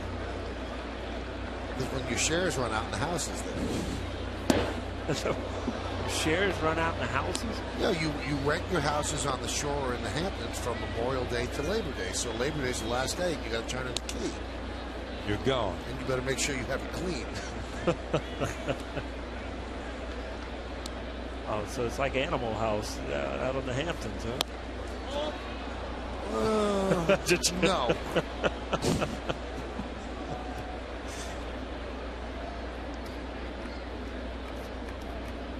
You know, one person we didn't include in the rookies, Aaron Sibian. 20-some home runs. That doesn't happen with catchers very often, you know? Yeah, but I think the 220 average probably takes him out of the running. Yeah, but he's second to Trumbo in homers and second to him in RBIs. I'll just throw his name out there. Well, we found out today from our producer, Bill Bowen, they only have room for 5 faces on that graphic. So we really couldn't throw Aaron Sibian there. Yeah, but alphabetically, he would have been first. 3-2. Strike 3. Right off the list right there. A 10-pitch inning. As Nova retires the Blue Jays in order. 1, 2, 3. We're halfway through. Yankees 2 and the Blue Jays 2.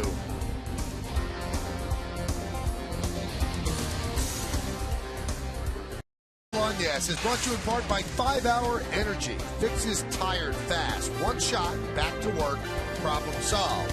Outliner's favorite. And by Turkey Hill, the official ice cream of the New York Yankees. Nunez takes a strike as we go to the bottom of the 5th inning. A lot of twos. 2-2-1, 2-2-1. You think Leiter gets the full 5-hour effect of those? I think he gets like 2.5, where a normal person would get like 5. I think you might be right. He burns it out early. He was in Boston. Oh, yeah. Shot out of a cannon. He hadn't worked a game in like 2 months. Yeah, 2 months. He had a lot of stuff stored up. I didn't even know you were doing the broadcast. I didn't hear you talk for you know first 4 innings. I didn't have to say much. Uh-oh. All stitched up. I hope that wasn't an injury.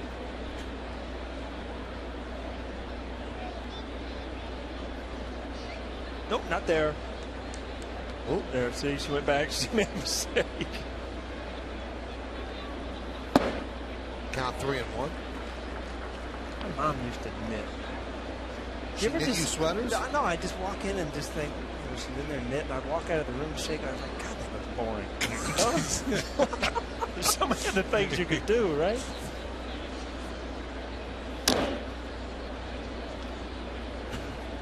Now the knitting lobby's going to be writing us letters. Oh. Beautiful things come out of it. I just glad that other people do it. You know, maybe she was doing it. You walk in the room and she says, I'll do this. Maybe you'll leave me alone. Possibly. 4 little brothers and a sister walk out of the same room.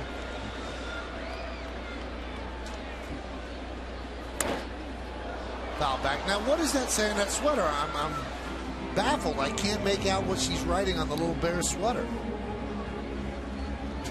What does it say? Teixeira. You know, it does. I think it does say Teixeira. Is that right? See? No, there's an M. It's Trump. Trump! Trump! Where is the Donald? That one's grounded to third. A long throw, and they get Nunez for the first out. Talked about Lowry. I mean, good play there offensively. He's off the charts. He's one of those guys that a few years down the road, he's going to be one of the all-stars of this season or of this game. Yeah, I was talking to Don Wakamatsu before the game about Lowry, the third baseman, as he makes this play. Kind of a broken bat grounder, but he shows off a very, very strong arm. He has to go a couple of steps to his right. That sets up the gun across the diamond for the out. And he said right now they're not really sure who he is. He might be Chris Sabo or he might be Mike Schmidt. We don't know. But he said at this point, in 26 Major League games, he has 20 runs batted in. That's more like Mike Schmidt. Chris Sabo. Sabo was a good player, don't get me wrong. He was probably my best friend when I played with the Reds defensively, second to none. He was an ex-hockey goalie. And it really helped him defensively at third base. Had a couple great years offensively, too. Fun guy to play with. And Mike Schmidt, I mean, you're talking about one of the all-time greats there. Grounded foul. What was Sabo's nickname? Was it Spuds? Spuds McKenzie. Pete Rose called him that. Can you remember the old Spuds McKenzie dog that was the Bud Light dog or whatever it was? Well, when Spuds wore those glasses, Pete thought he resembled Spuds.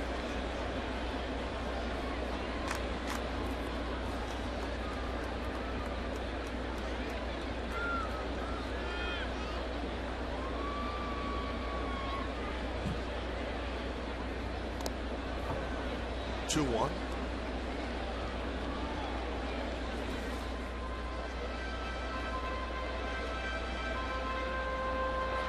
Sabo finished with 116 home runs. Schmidt 548. Although you know what, Sabo had a higher lifetime batting average. Wow. 268 to 267. How would I never thought Mike Schmidt had 267 career? He's in the Hall of Fame. I know that. Yeah. Yankees and the Blue Jays tied at 2. In Boston, Texas leads 7-0, bottom of the fourth. So if the Yankees can win this game and the Red Sox don't come back, then the Yankees move into sole possession of first place. Now they're essentially tied in the loss column. So the Yankees see that score up there. The 2-2. Now 3-2. Well, he yanked that one, didn't he? I'll tell you what, that's about a 45-foot curveball that as a catcher, you just on the way, you got to know that this is going to hurt. It's going to hit somewhere. You see that ball hit all the way halfway on the mound. He's just lucky he didn't get it up under that mask.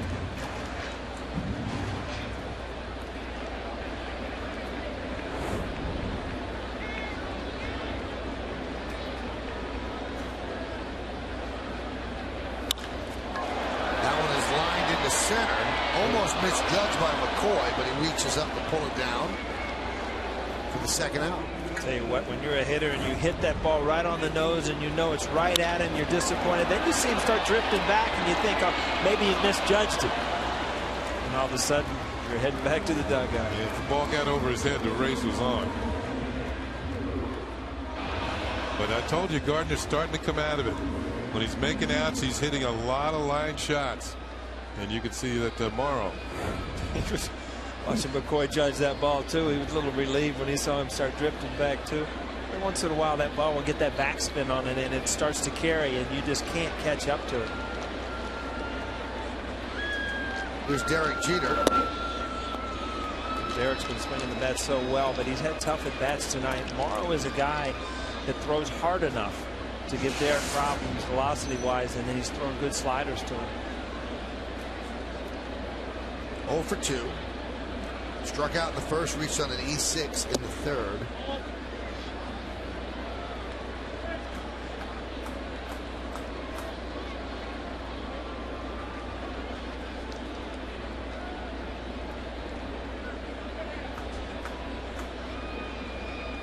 At Yankee Stadium, Jeter 14 hits in his last 28 at bats. That's good for 500.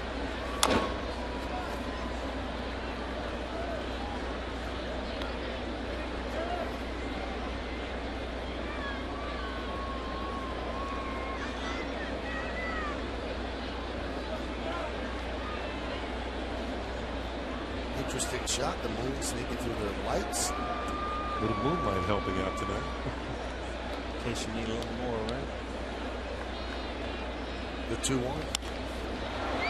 Luke into center field. That's going to dunk in for a base hit. 2-out single for Derek.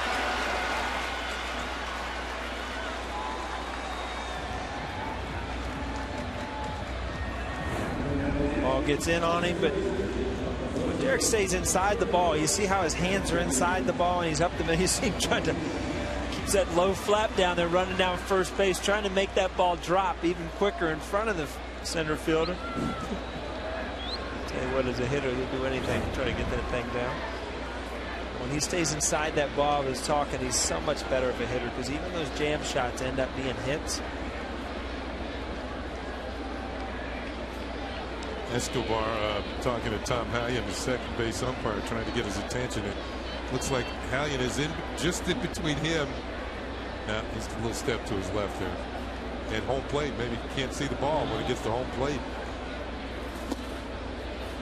Most umpires are very good about that. I mean, your way I'll move over. Hallion didn't look like he was real happy about it. That's not been an argument earlier with Escobar about that throw, I guess.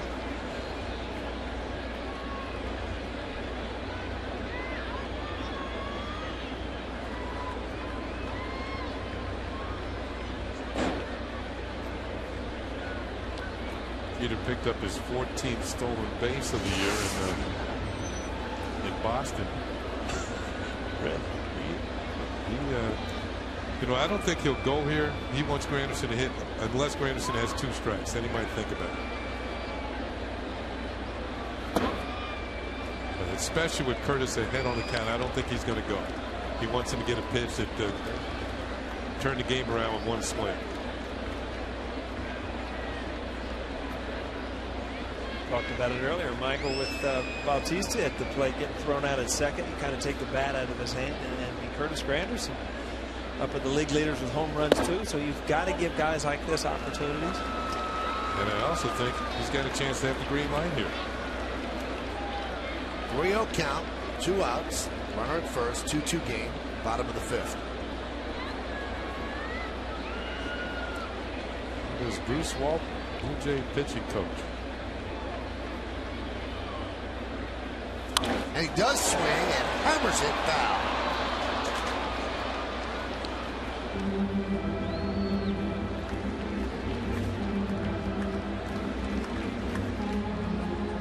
See, now the surprise is over. Morrow's going to realize I got to make a better pitch than that. Yeah. You saw Jeet smiling over there, and I think it was at Lowry, because look how far he is off of third base. Jeet was saying, you know, that I'll beat you there. When he's rounding second right here, he'll beat him to third base.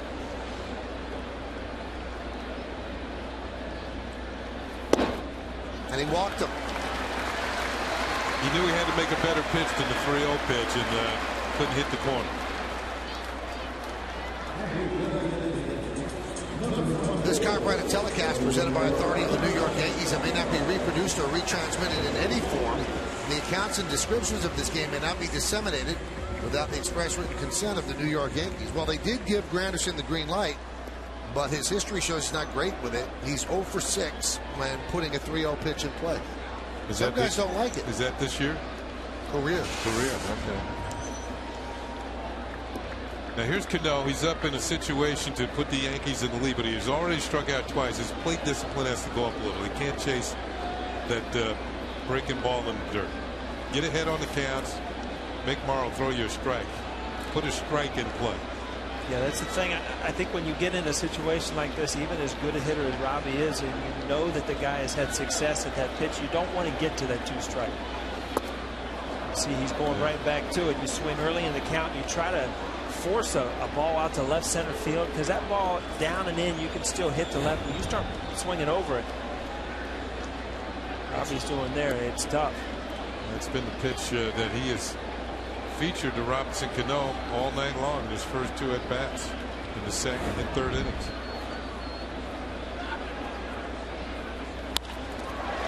That one is ripped into center field. It's going to dunk in for a base hit. Here comes Jeter. He'll score. It's an RBI single for Cano, and the Yankees take a 3-2 lead. Saw a great adjustment there by Robinson Cano. Hitting the ball up the middle or left center. You see, he kind of got jammed, but he fought this ball up because his approach was to try to stay inside. That pitch was not as good as the previous one. It was up a little more, and Cano was able to get to it. But that's when you go to the well once too often as a pitcher. And if you're going to continue to make that pitch, it has to be as good or better as the previous one. Cano's too good a hitter. This one's up. He didn't really smoke it, but he got a base hit out of it into center field, and he gives the Yankees the lead. Here's the previous pitch that we're talking about. This one's going to have a real dot and drop straight down. The next one, it's going to be about thigh high, and then Cano's going to be able to get to it. It's not as good as the other one. And there's your base hit. For Cano, his 99th ribby, extends his hitting streak to 6 straight. Has also driven in a run in 4 straight games. So Bruce Walton has his say. All this started with 2 outs and nobody on.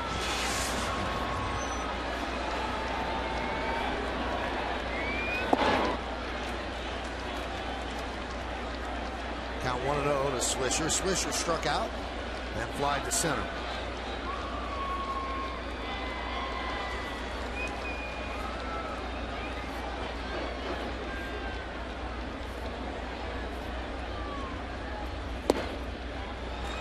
Count 2-0. Morrow, 94, there really hasn't lost velocity on his fastball. It's just that some of his breaking balls that were all good early in the game, sharp, are starting to roll in there. He made a mistake to Robbie there. He's made a couple of mistakes that you can see that he wasn't in the first couple innings. Carlos Villanueva warming for the Blue Jays.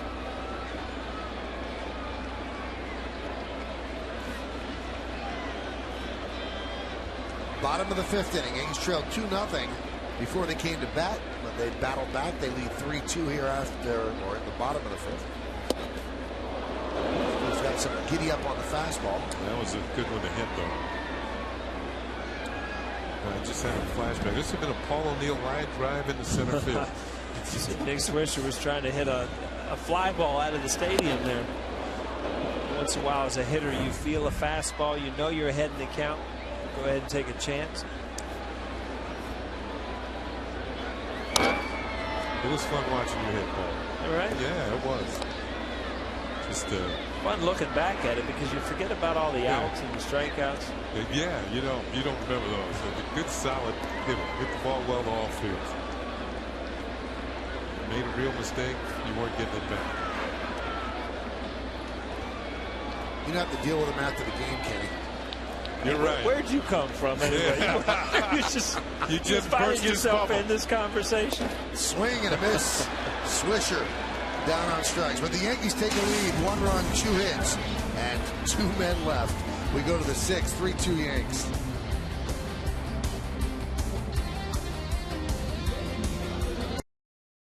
Paul predicted a landslide for Ivan Nova.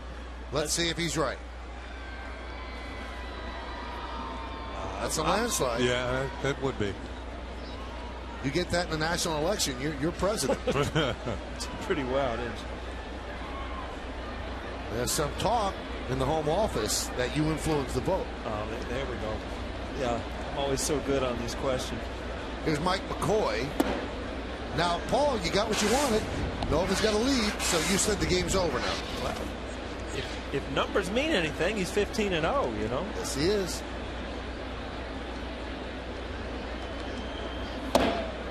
There's a strike. Kenny, you know, we joke about it, but that's a pretty impressive stat for a rookie. Yeah, it certainly is. You know, you can. There it is, 24 career starts. That is See, awesome. now there's a little caveat to that, though. So the Yankees have lost some games. They lost 3 games that he had a lead. He's 15-0 in games he had a lead. So he might have given up a tying run and left. I'm saying if he gets the lead, he's going to win. All right. He's trying to bring down expectations. So Paul, we'll see you tomorrow. No, I'm just going to enjoy the rest of the game here, man. I'm telling you. Here's a 3-1. Strike.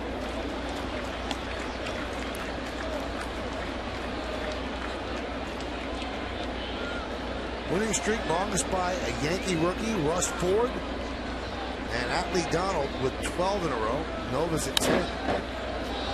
High fly ball. Andrew Jones is there. One away. What year was that for? Was it Ross Ford? I think it was 12, 1912, 1910 or 19. Let's take another look. 1910 for Russ Ford. Atlee Donald, 39. The Fords dominate. Yeah, they do. With winning streaks. 40 years apart. Like NASCAR. 8 in a row retired by Nova. Actually, I'm sorry, 9 in a row. Inside to Escobar. Even when Nova misses on his fastball, why that curveball becomes so important, because it breaks away from a right-handed hitter where his fastball runs in. When he misses, I mean, as a right-handed hitter, that ball is coming in at you.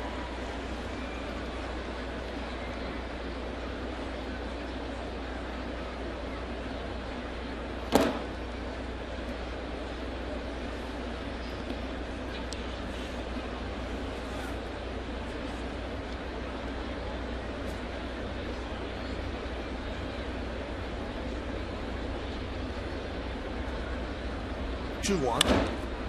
Driven into right field. Andrew Jones makes the play. He's leaping and diving and making all kinds of plays out there. Let's check out tomorrow's starting pitchers, brought to you by Verizon Fios. Get us online at verizon.com/getfios to get the best deals on Fios. Ricky Romero, tough lefty, 13-9, 2.84 against Bartolo Colon. 8-9. He's pitched better than that. 3.63. Our coverage starts at noon with the batting practice show. That one is driven into left center field. Going back is Granderson. He's not going to get it. He'll have to play it up against the wall. And Eric Thames with a 2-out double. You know, when Escobar hit that line drive to right field, you saw Nova react like he's shaking his head, knowing he missed up in the strike zone with a fastball. We did it again. Thames put it out into left center field. So that, I mean, as good as this stuff is, it flattens out high in the zone. See that ball up, it just kind of tails a little bit. It loses the sink.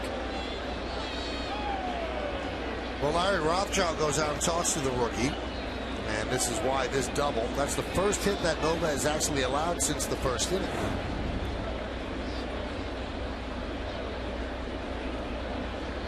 Now there's some stirring in the Yankee bullpen, but no one's throwing at this point.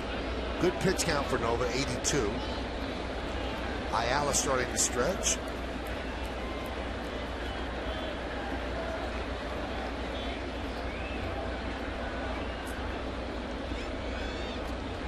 Well, you have one of the top RBI men in the league coming up, who picked up his 90th run batted in. Back in the first inning, leads the league in homers, base open. Decent hitter on deck, though. That's and a left-handed hitter on deck at that, Adam Lynn. That's where protection pays off.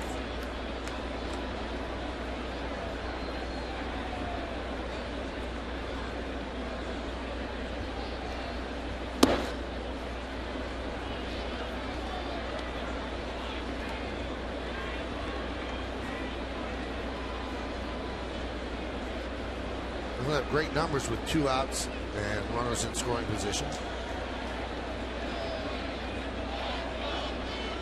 What, there's a reason for that too, because it gets in your head when you're the man. You know they're pitching around it. Every time you get up with that base open, it's like a mind game. Are they going to give me something to hit? Are they going to try to throw perfect pitches? Very tough time to hit. Well, they'll throw the 4th one intentionally. Throw an intentional walk to Jose Bautista, and they'll take their chances with Adam Lynn. Well, Bautista leads the league in base on balls. He's been walked 109 times now. And I'm sure a few of them been intentional, I should say. So Lynn is not, he's used to this.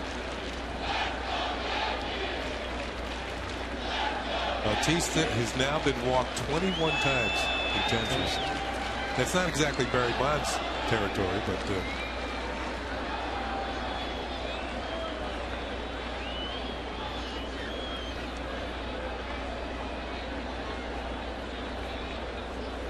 I mean, to put that into perspective, I mean, a good hitter is walked intentionally, what, 5, 6, 7 times a year, maybe? And he's in the 20s.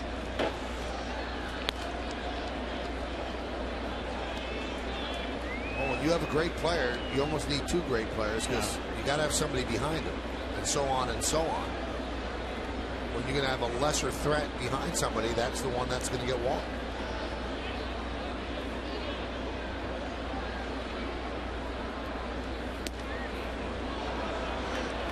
So now the count 2-0. Bonds in 2004 was actually intentionally walked 120 times. I mean, that doesn't count. I mean, because he was on a different planet at that point. 120 intentional base on balls. Driven out into right center.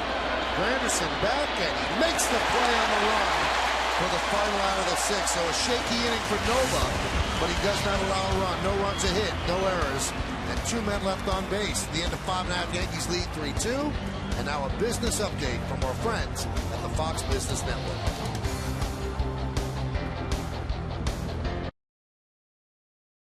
By your local Nissan dealer, Yankees lead 3-2. Gardner a 2-run home run. Cano an RBI single, and Thames an RBI double. So Toronto hit the ball hard against Nova in the 6th, but the Yankee defense helped them out. Nice play by Andrew Jones and a nice running play by Granderson to end the inning. Count 0-1 now on Eric Chavez. Brandon Morrow still in there. There's a strike. Felipe Alou is here at the ballpark.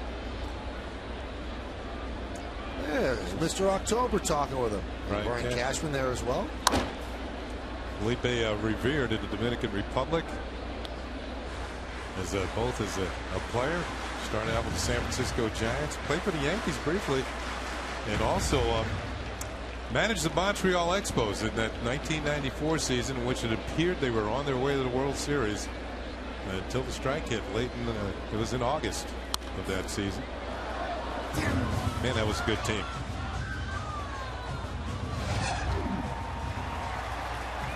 Before the game, they had a ceremony to honor the Latino Baseball Hall of Fame, and Bernie was inducted into that Hall of Fame, so that's why Felipe is here. A gentleman on the right there was Minnie Minoso. He used to pinch hit when he was like 70, didn't he? High fly ball, right field, really up there. Bautista puts it away for the first out. Chavez just missed that one.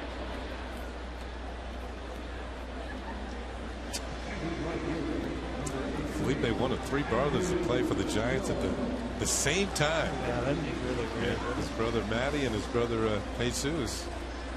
And I remember a game back in the 60s where they all 3 batted in the same inning, and the Mets got all 3 of them out. Felipe probably the best all-around player. Yeah. Matty probably the best hitter, average-wise. Yeah. Felipe was good defensively, and this ball's going to roll foul. And yeah, but Matty was good. He won the batting title one year. Yeah. Right. But Felipe had more power. told me a story about the 1962 World Series where the Yankees beat the Giants in 7 games. And at Candlestick Park, the Giants had a rally. That was the year that McCovey lined out and the series was over. And the Giants had the tying and winning runs in scoring position.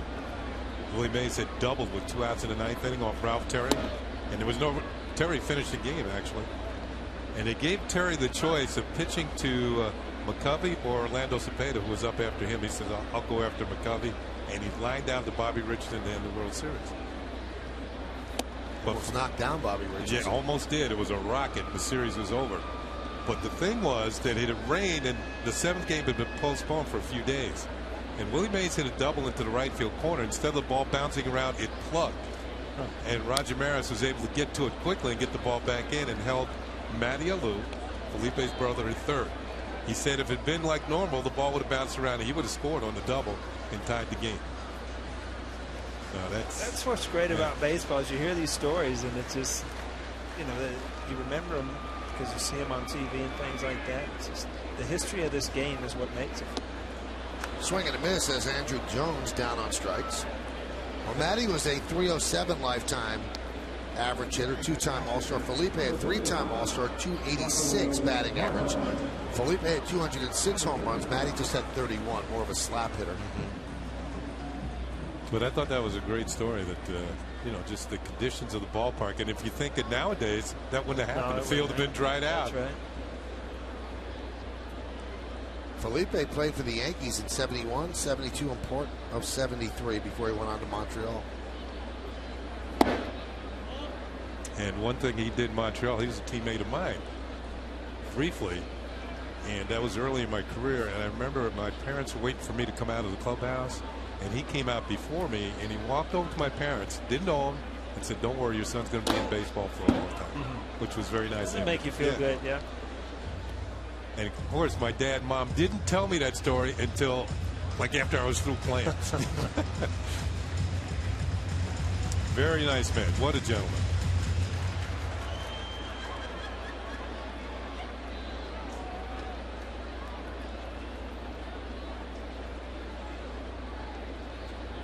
I think Morrow started this inning, and if he got into any problems, probably would have been his last. But you know, he's kind of motored through this inning, but it's still 114 pitches. Chances are that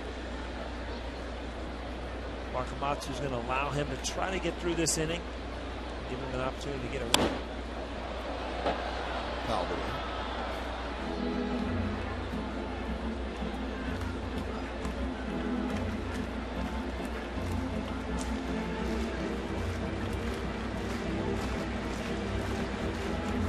You mentioned before that Wakamatsu will not conduct interviews in the manager's office. You know, Don Zimmer did that when Joe Torre was ill. He would not sit behind the manager's desk.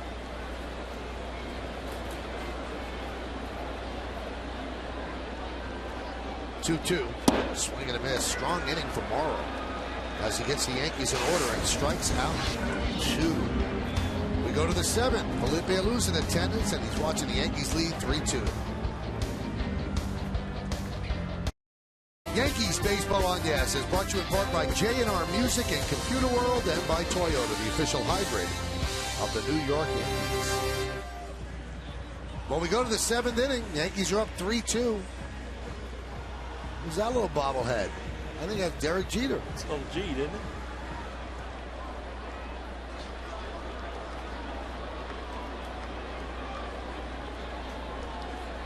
Edwin Encarnacion will lead off against Ivan Nova. Pitch is high. 90 pitches for Nova.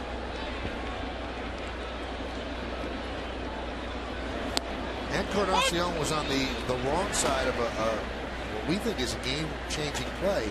In the first inning, he lined a bullet down the left field line that Gardner turned into a 7-6-3 double play. Grounded to second. Nunez. One away. Cadillac scoreboard has the Yankees up 3-2. Now, if you just joined us and said, well, why is Nick Swisher playing first? Mark Teixeira got hit on the right knee yesterday, and it's really sore. So he's out tonight. He might be out tomorrow. It's a day-to-day proposition. He's really banged up. getting hit on the knee. So we could see him maybe Sunday. In all likelihood, he's not going to play tomorrow. Alex Rodriguez is saying he's going to take an extra day, and there's a good chance you could see him play tomorrow. I'll tell you what, that Teixeira last night, just the sound of that, bring back bad memories. That just, it hurts. There's no way around it. Nick Swisher grabs the ground ball by Kelly Johnson, 2 away.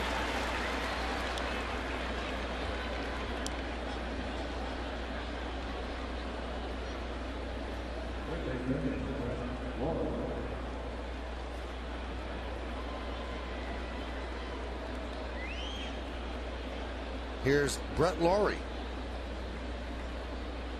He's 0 for 2. Blue Jays actually got Laurie from the Milwaukee organization as a deal for Sean Mark, a pretty good pitcher who's doing good things for the Brewers.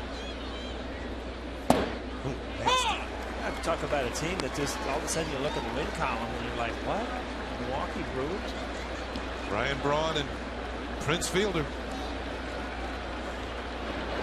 Swing and a miss. That is an impressive 7th inning for Ivan Nova. He's pumped up, and why not? As he retires the Blue Jays in order. At the end of 6.5 time for the 7th inning stretch. Yankees lead 3-2, but will stay right here to honor America in the Bronx.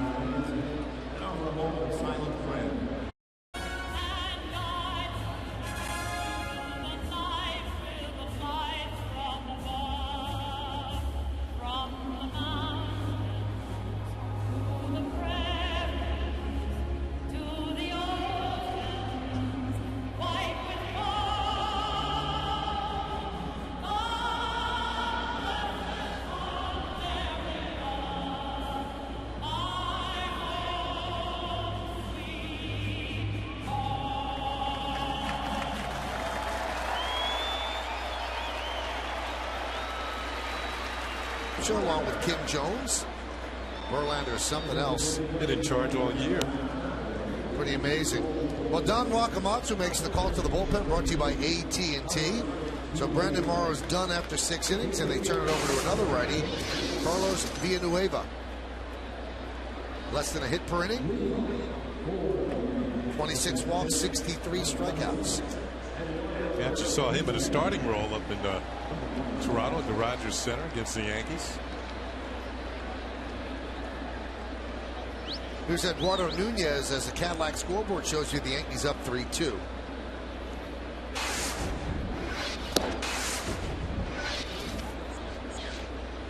Count 1-0.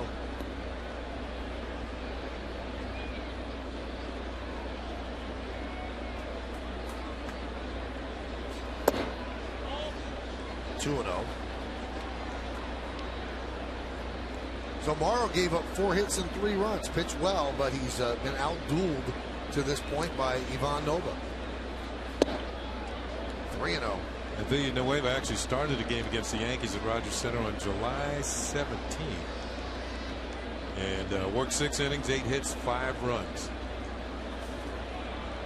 And the Yankees won 5-2. It's amazing to me, and I was watching the game a little bit last night. It's like, you know, the Yankees in Boston, it seems like they win every night. But then if you look at the records. Fly ball, left field. Thames is there. It puts into perspective what the Phillies have done this year. I mean, how many wins they're chalking up, you know? They won it again tonight? Win every night. Yeah, they're winning. I think that you could feel quite certain that the 3 best teams in baseball are the Phillies, the Yankees, and the Red Sox. And the 4th team, I think, is far off. And you can argue who the 4th team is, but those are the 3 teams that are the class of baseball right now. And you can see from the previous 3 games, the Yankees and the Red Sox are extraordinarily evenly matched. You could argue that the 4th best team in baseball is in 3rd place in the American League East at times. I mean, with their pitching, the Tampa Bay Rays, I mean, they're a good team. Buck Showalter, the Oriole manager, said today that he thought that Tampa Bay was going to win the wild card in the East. Did he say it was this year? Yeah. How's it going to happen? Well, they're right now 9 games in the loss column behind the Yankees. That's a lot of ground to make up in a month. Yeah, that's. Well, one thing, though, they have a lot of games with the Yankees and the Red Sox left, so. But it's still very steep. They have to win every single game. Their run, Paul, would have to be like the run of your 95 Yankee team when over the last 34 games you guys were 27-7. Yeah, that was amazing. It was fun.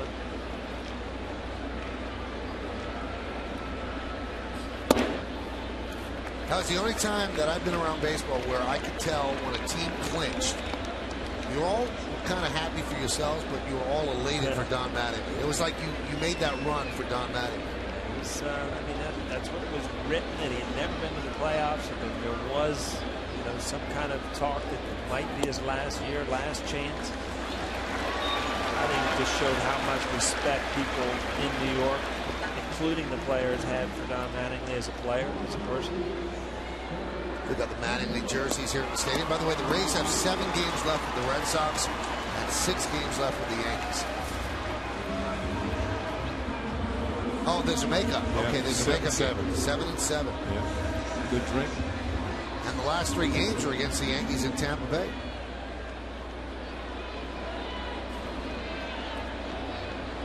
So a walk to Gardner, and that'll bring up Jeter.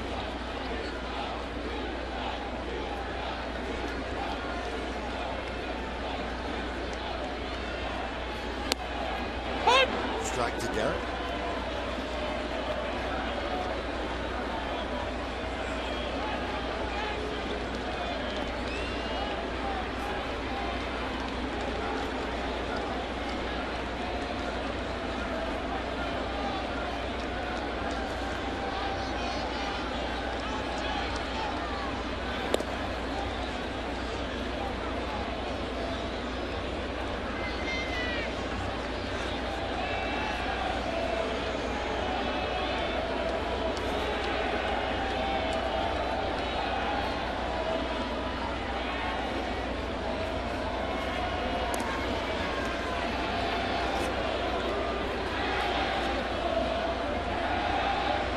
Have a little bit of a decision to make.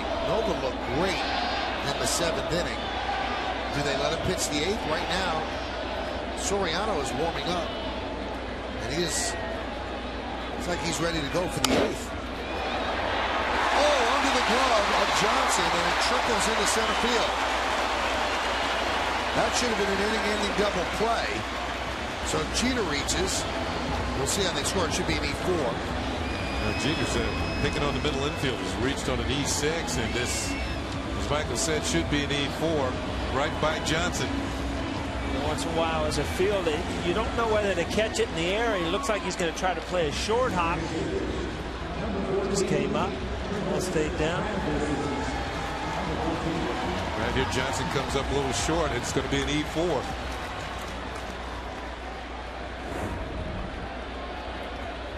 When you see Soriano in the bullpen, that tells you that all the pitches that David Robertson threw in the 8th inning yesterday, they don't want to use them back to back.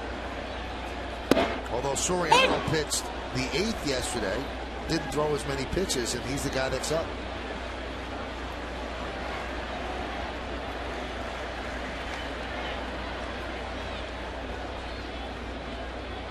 Or maybe because Mariano threw a lot of pitches, Robertson is the closer tonight.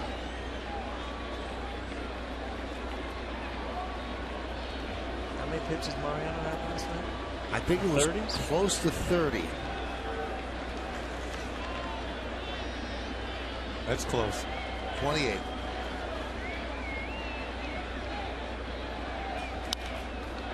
Anderson fouls it back. If you look at Jeter taking his lead at first base, he's keeping a keen eye on Gardner in second. Remember, there's only 1 out. This is a situation where, well, there's 2 strikes on Gardner. Gardner might actually think about trying to get the 3rd. But the problem now is that Granderson's going to have to swing. He's got 2 strikes. So he wouldn't be able to take a pitch to allow them to move over. Job as a runner on first base is just to follow, but you have to make sure it's not a fake steal. You have to make sure that a lot of times guys kind of back off stealing with a left-handed player, left-handed hitter at the plate. It's a much easier throw for the catcher to third base. Yeah. Rick Gardner's got speed. He can outrun the baseman. Yeah, he can. And if you look at Lowry, the third baseman, he keeps looking over at Gardner like he's awaiting a train or something. Looking down the tracks. There he goes. Throw to second, and Jeter's in there.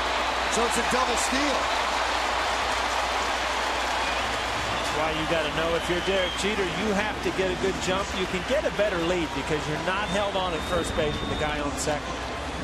But you got to make sure that you get, because they can throw behind you. Good job. 39 for Gardner, 15 for Jeter. And Granderson strikes out. He didn't like the call. So now let's see what they do with Cano. That looked too close. Certainly, that was a strike. Granderson trying to take a pitch, allow him to steal, but you know you don't have that luxury with 2 strikes. Right. And, man, that's a decision, you know, as a catcher that you make before it even happens. You know, you look where Gardner is, you look where Jeter is. It's not something that you pick up as they're running and decide you're going to throw to second. I mean, it's a decision you make before that play starts. See, Cano's going to get intentionally walked.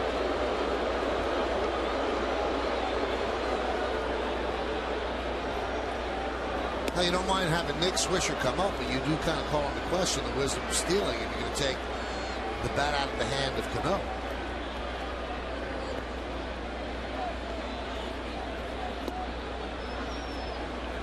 Steal with, you know, you try to get other people in scoring position. You don't really take into consideration. You just want to try to throw a big inning together. 5th time this year that Cano's been intentionally walked. I mean, it just goes to show you that Barry Bonds stat. I mean, Robbie Cano, in my mind, is what, top 2 or 3 hitters in baseball. Period. That's the 5th time he's been intentionally walked. What was Bonds? 120. That's unfathomable. 120 intentional base on balls in 1 year. That would take a lot of fun out of the game. No, in the ballpark, knowing you're going to get a couple every day.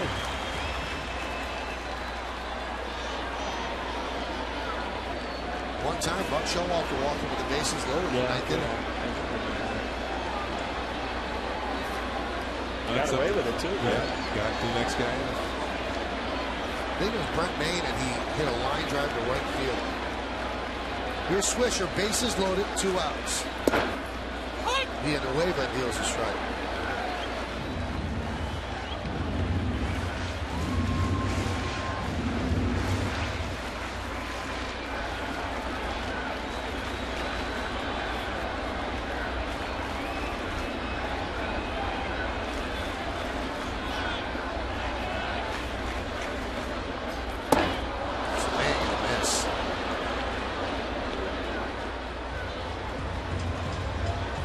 Now we know that Bonds is the Major League record for intentional walks. The American League record for intentional walks in a season, just 33.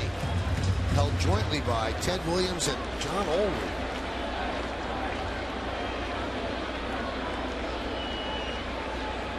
Good numbers for Swisher against Villanueva, 3 for 4.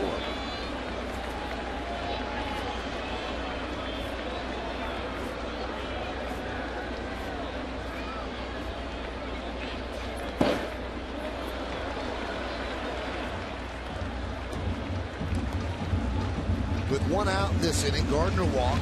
Jeter reached on an E4 that would have been a 4-6-3 inning-ending double play. Granderson struck out as Jeter and Gardner executed a double steal to go to second and third. Then Cano was intentionally walked to pitch to Swisher with the bases loaded. I'll tell you what, you got to have a lot of faith in your catcher to throw that bouncing curveball with bases loaded. I mean, right here, he bounced that ball on purpose. Bases loaded, you got to have a lot of faith in your catcher that he's going to keep that thing in front of him. And another. Trying to get Swisher to bite. Nick's discipline levels up. Bases loaded.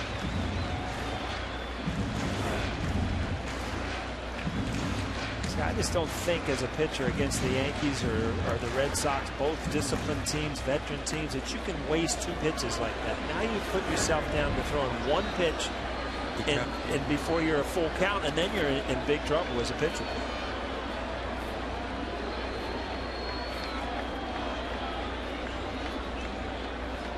not sure. They got out of the attack mode. Right. Yeah. I think as a hitter, I mean, when you go 0-2 and you fight back to 2-2, you're in a hitter's count again. I mean, a lot has to happen on this pitch because the pitcher, you know, they don't want to go full count with bases loaded. 2-2. And that's exactly what they do.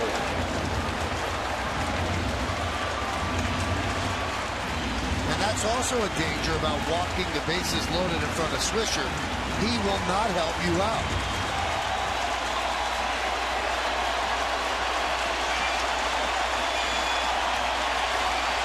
Big crowd, many of them getting up. The runners will go with 2 outs. Yankees lead 3-2, bottom of the 7th.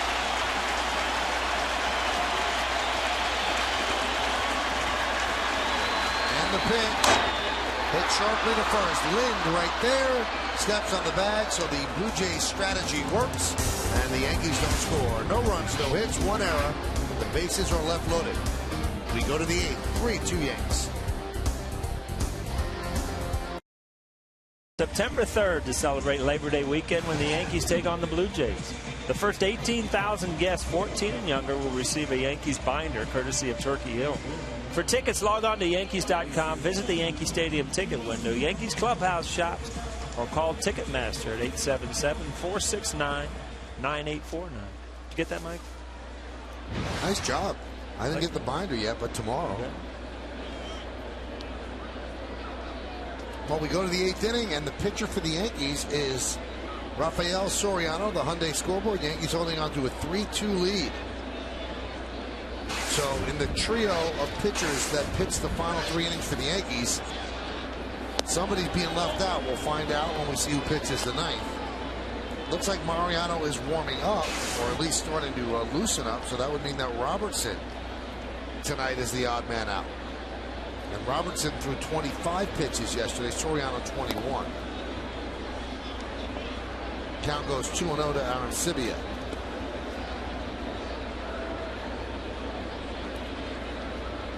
Since returning off the DL in 13 games, Soriano has pitched to a 3.09 ERA, lowering his total one down to 4.39. 11 strikeouts and 11 2/3 innings. Count 2-1.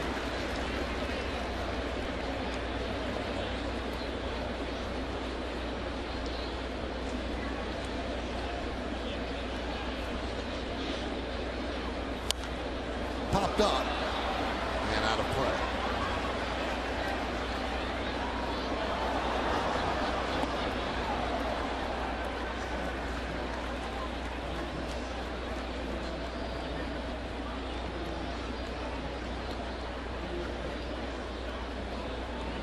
No, but that streak continues now. In his last 12 starts, he's had 8 of them with 2 earned runs or less. Strike 3. Arancibia down looking. He struck out 3 times tonight. Hat trick for Arancibia. One swinging in the 2nd, and looking in the 5th, and looking again here in the 8th. Target's low and away. That pitch clips the outside corner. Frees up as a hitter, and you just wish you had it back. You could try to foul it off and get another pitch. Here's Mike McCoy. Shows bunt. There's a strike.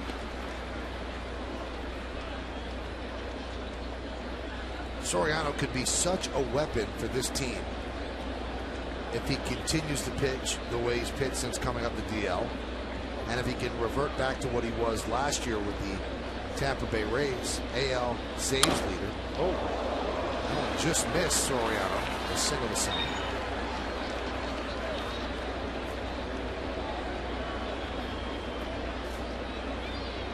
Chuck and duck there, Kenny? Yeah, that's it. It's one of them. Look at. Ball out over the plate. You hit it on the barrel. Pitcher doesn't have any time to react.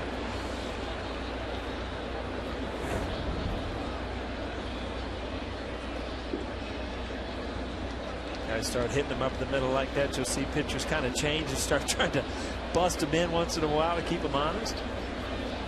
You ever hit a pitcher with a line drive? Oh, opening night once in Tampa in the minor leagues, I hit a guy right between the eyes. Yeah, they carried him off the field. I'm like, oh my goodness. And the funny thing is, first game back, I don't know, 6 weeks later or something, he's pitching again. I hit a ball right back up the middle again. Next time I'd be drilled you, right? No, I was going to say, if it's the big league, sooner or later he would have got me, right? You ever make the big leagues like that? No, I don't think so.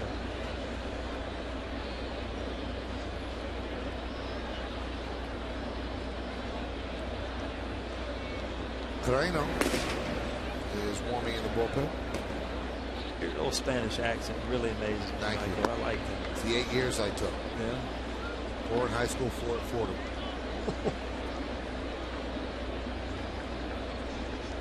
It's helped you. It's helped you up here in the booth. You know, I took a year in winter ball. That was right. Yeah. Bet you learned more. You know, my Latin and Russian hasn't helped me a bit up here. You know that?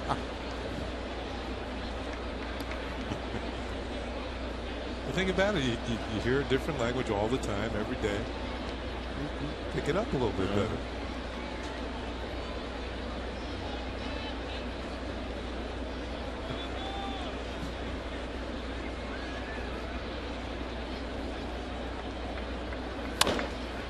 Tap back up the middle.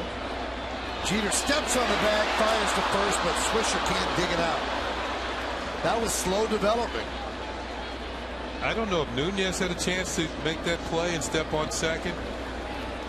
You know, it looked like he almost got out of the way because Derek's the only one going towards the play that can make a double play here. This is really close at second base. Yeah. Nick Swisher again, kind of an in-between hop. Clearly out. Hits before the foot of McCoy. I'll tell you what, Nick Swisher starting his first game at first, but you realize how much you miss Mark Teixeira when he's not there. That might have been a play that Teixeira comes up with, it ends the inning. Yeah, and you're so used to watching Teixeira just do things every single night defensively.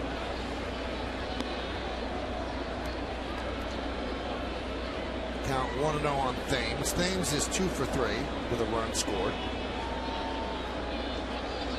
First two Blue Jays and a lot of scored runs in the first inning. And that's still the only runs they've scored.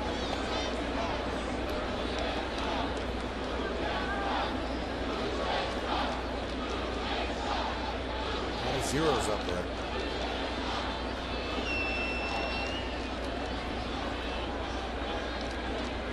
We're in the 8th, top. Yankees lead 3-2.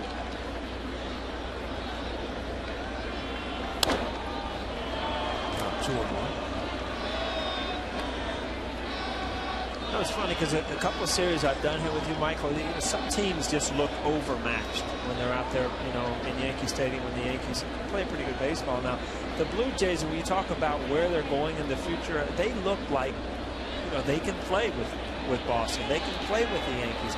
Not every single night, but on given nights. So they're closer than most people think. Nice play by Eduardo Nunez to end the inning.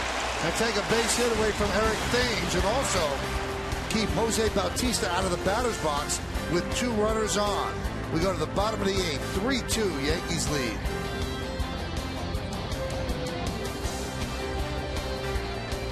Or vote online at YesNetwork.com. Tonight's candidates are number 1, Ivan Nova. Number 2, Brett Gardner. Pitch to Chavez is outside. Number 3, Eric Thames. And number 4, Robinson Cano. Vote now. Make your voice heard. Standard text messaging rates apply. And there's a strike to Chavez. Hey, there's a couple guys who get hit a little bit. Hyundai scoreboard. Yankees up 3-2. Every day. One of them was going to get you. Or both. Grounded to second. Kelly Johnson, 1 away. So Soriano with a scoreless 8th inning, and now the Yankees will turn it over to Mariano. But with Andrew Jones coming up, it's like Don Wakamatsu is going to bring in another righty.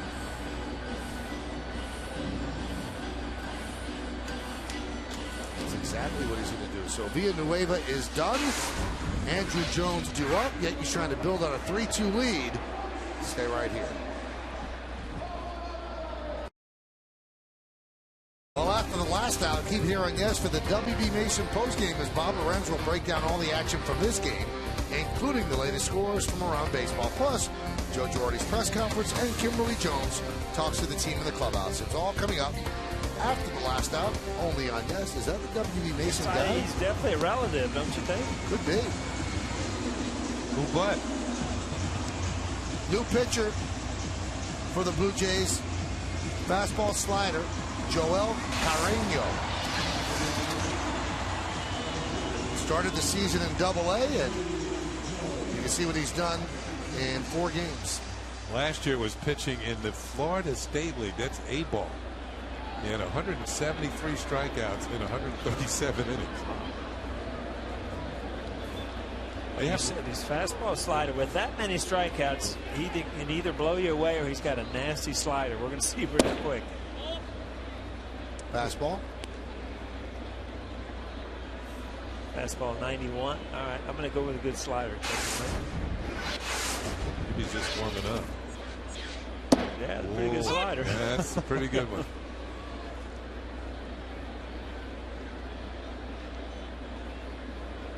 Blue Jays carry 8 relievers, 7 righties. There's that slider again. He's 24 years old, from the Dominican Republic, and made his major league debut a couple of weeks ago.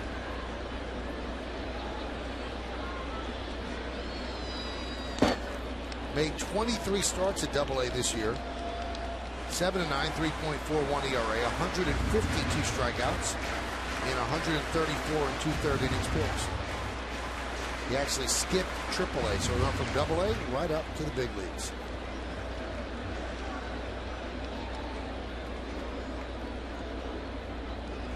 The 2-2.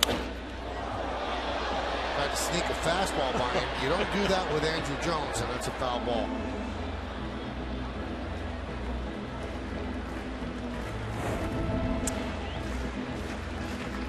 High heater. Andrew said no.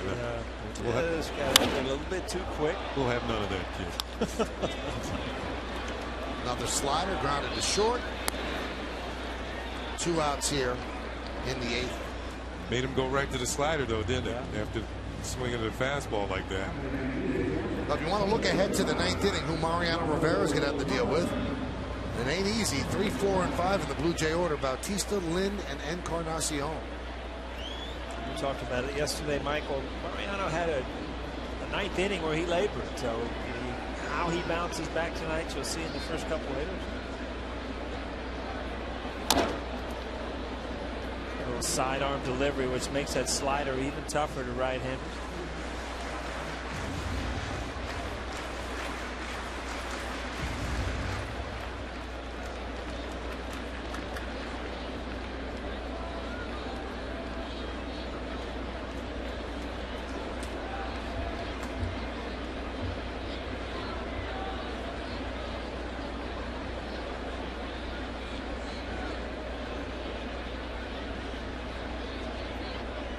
Swing and a miss.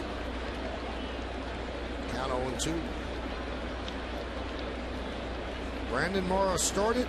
Villanueva came on to pitch the 7th. Got the first out of the 8th. Morrow went 6, and now Carreño trying to get the final 2 outs of the 8th inning. Russell Martin tonight 0 for 2 with a walk and a run scored. Russell Martin, almost, you talk about somebody that can pick up the ball and almost lean into that ball. It's such a natural reaction when that ball's out at you to get out of the way. You see him almost kind of lean into them. These catchers that think differently, don't think him? Grounded to third. Laurie. And that will do it. Here in the 8th as the Yankees go down in order with the ground ball to second, short, and third. It's Mariano Rivera's time as we go to the 9th.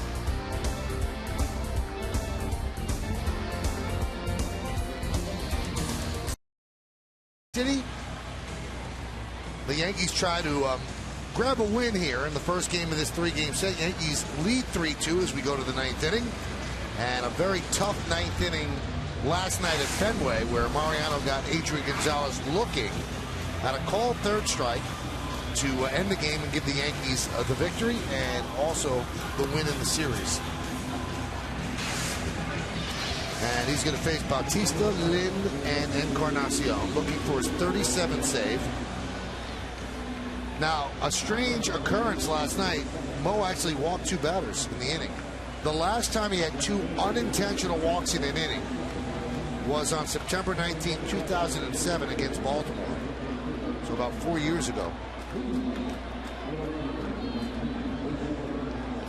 Yankees make some defensive changes. Nunez moves from second to third, take over for Chavez. Cano goes from the DH to second base. Dickerson's in right. There's a strike to Bautista. Bautista, the major's leading home run hitter. There's Dickerson in right. Nunez at third. Cano, the second baseman. The 0-1. Ouch. That went straight down off the left foot. Tell you what, you're so used to seeing Mariano's cutter go away from you. And then when he tries to run one back in on you, you have a tendency to look in and see, pull his hands in, foul that ball right off the shin. Yeah, this takes all the fun out of it at bat. It does. Man, he's still walking it off. 4 at-bats against Rivera a lifetime. He does not have a hit. Now the trainer's going to come. Stevie and Gino used to run out there. You know, the longer you wait, the worse it hurts. You're better off just getting back in there and getting your at bat while you can still concentrate, because, you know, in the next 15 minutes or so, that thing just starts throbbing.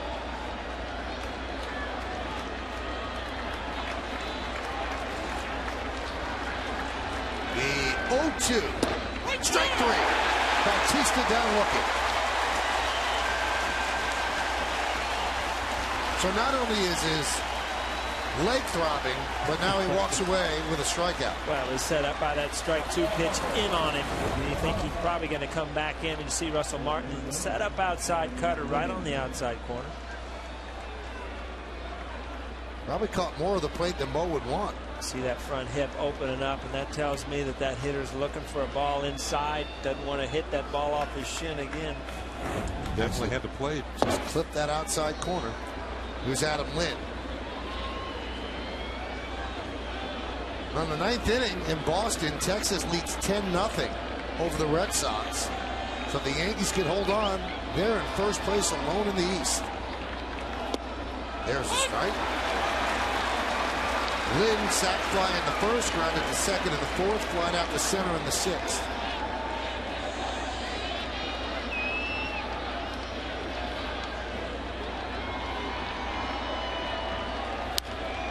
Grounded to second. Cano is there. Yankees 1 out away. I'll tell you one thing, Mariano's sharper tonight than he was last night, even after the pitches he threw last night. That ball right there, that's the cutter that just eats left-handers up inside. This is the one where the bat didn't break, but it really thought about it. Wasn't hit hard enough. You saw he pulled his hands in, just try to get the barrel to it. There's just no way. Here's Encarnacion. He has 15 home runs. Count 0-1.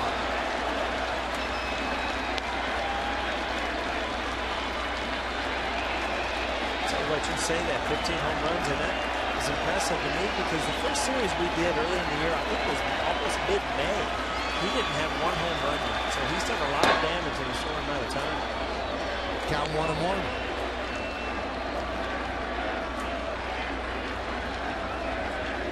Two for 5 against Rivera, 1 home run. 47,240 here at the stadium watching the Yankees and the Jays, and now the Yankees are 1 strike away from a series opening win. Encarnacion just saw a pitch that he could have done something with. The ball up in the zone, you just don't see very often from Mariano. Problem is, as a hitter, you can't foul that ball off.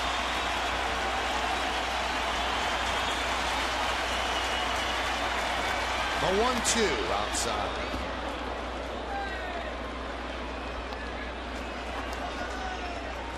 Yankees were down 2-0 at the top of the first. But Brett Gardner's 2-run home run in the third tied the game. And an RBI single by Cano in the fifth gave them a 3-2 lead. 2 balls, 2 strikes, 2 outs. Now 3-2. He went back to the two-seamer, Kenny. You see that ball running in. That's the ball that Bautista fouled off his shin. He got that ball way inside. Bautista's going to feel it tomorrow, too. See completely different motion from that cover. Here's the payoff pitch. High fly ball. Deep right. Dickerson back. On the track. Makes the play. And the Yankees win 3-2. And you can put it on the left side. And it looks like the Yankees are going to move into first place in the American League East. That's save number 596 for Mo. The Yankees are now 30 games over 500 for the first time this season. And Ivan Nova picks up his 15th win. And he's the first rookie since 1968 to win 15 games for the Yankees. And in that year, it was Stan Bonson who rang up 17 wins. And Nova probably has 5 starts left. So he can do some special things for this team. Brett Gardner did some special things today with those catches out and left and then the 2-run home run. We want you to stick around for the postgame show to find out who's tonight's Chevy player of the game. So the crowd of 47,240, they file out, feeling good about life, and so is Brett Gardner because he's standing next to Kim Jones. Well, thank you, Michael. And Brett, those Red Sox series and Yankees always take a lot out of both teams. In your mind, what was the key to coming out here and getting a close win tonight? Our starting pitcher. You know, Nova threw the ball really, really well tonight. He kept us in the ball game. We were able to get a couple runs early. Robbie Cano came through with a big 2-out hit, and Nova went 7 innings, and Soriano and Mo came in and did the job. As usual, you're not talking about yourself, but on a night where you have outstanding defense and also show us some power with that home run, which would you choose if someone asked you the highlight for Brett Gardner tonight? You know, probably the homer. I don't hit many of them, so that's not too hard of a choice. You still brag about those? Your teammates love it when you come back in the dugout after hitting one out. Well, I kind of have to. Like I said, I don't hit many of them, and you know, it was good to be able to get a good pitch to hit and tie the game up early in the game. And like I said, all the credit goes to the pitchers tonight. Well, let's talk about that first inning where you really got Nova out of a jam. 2 great catches, the second one better than the first. Can you take us through that one, which ended up a double play? Yeah, just try to get a good read. I mean, just try to get a good jump off the bat, and ball was hooking towards the line, and I was able to get a good jump. I was positioned pretty well, and was able to make a play on it. Are you squeezing that glove to make sure it doesn't pop out? Yeah, it almost came out, too, when I hit the ground, but thank goodness it didn't. One last thing, Brett. You've talked so much about Nova, as all of your teammates do. When you give him a lead, he doesn't give it back. How much does that resonate with you guys in that clubhouse? It's great. You know, he's been that way all year. I mean, he's won a lot of games for us, and he's pitched really, really well. And, you know, he's just a young kid, so he's still learning, he's still improving, he's still getting better. And I think everybody sees that as the season went on. So he's a lot of fun to play behind. Brett Gardner, thanks so much. Thank you. Michael, back to you. All right, thank you, Kim. So Nova's 15-4. The Yankees are 18-5 in Ivan Nova's starts. And the Red Sox game is a final. They lost. The Yankees, because of these plays by Brett Gardner, they win. And now the Yankees lead the American League East by a half game. We'll come back, give out some awards, and then the post game after that.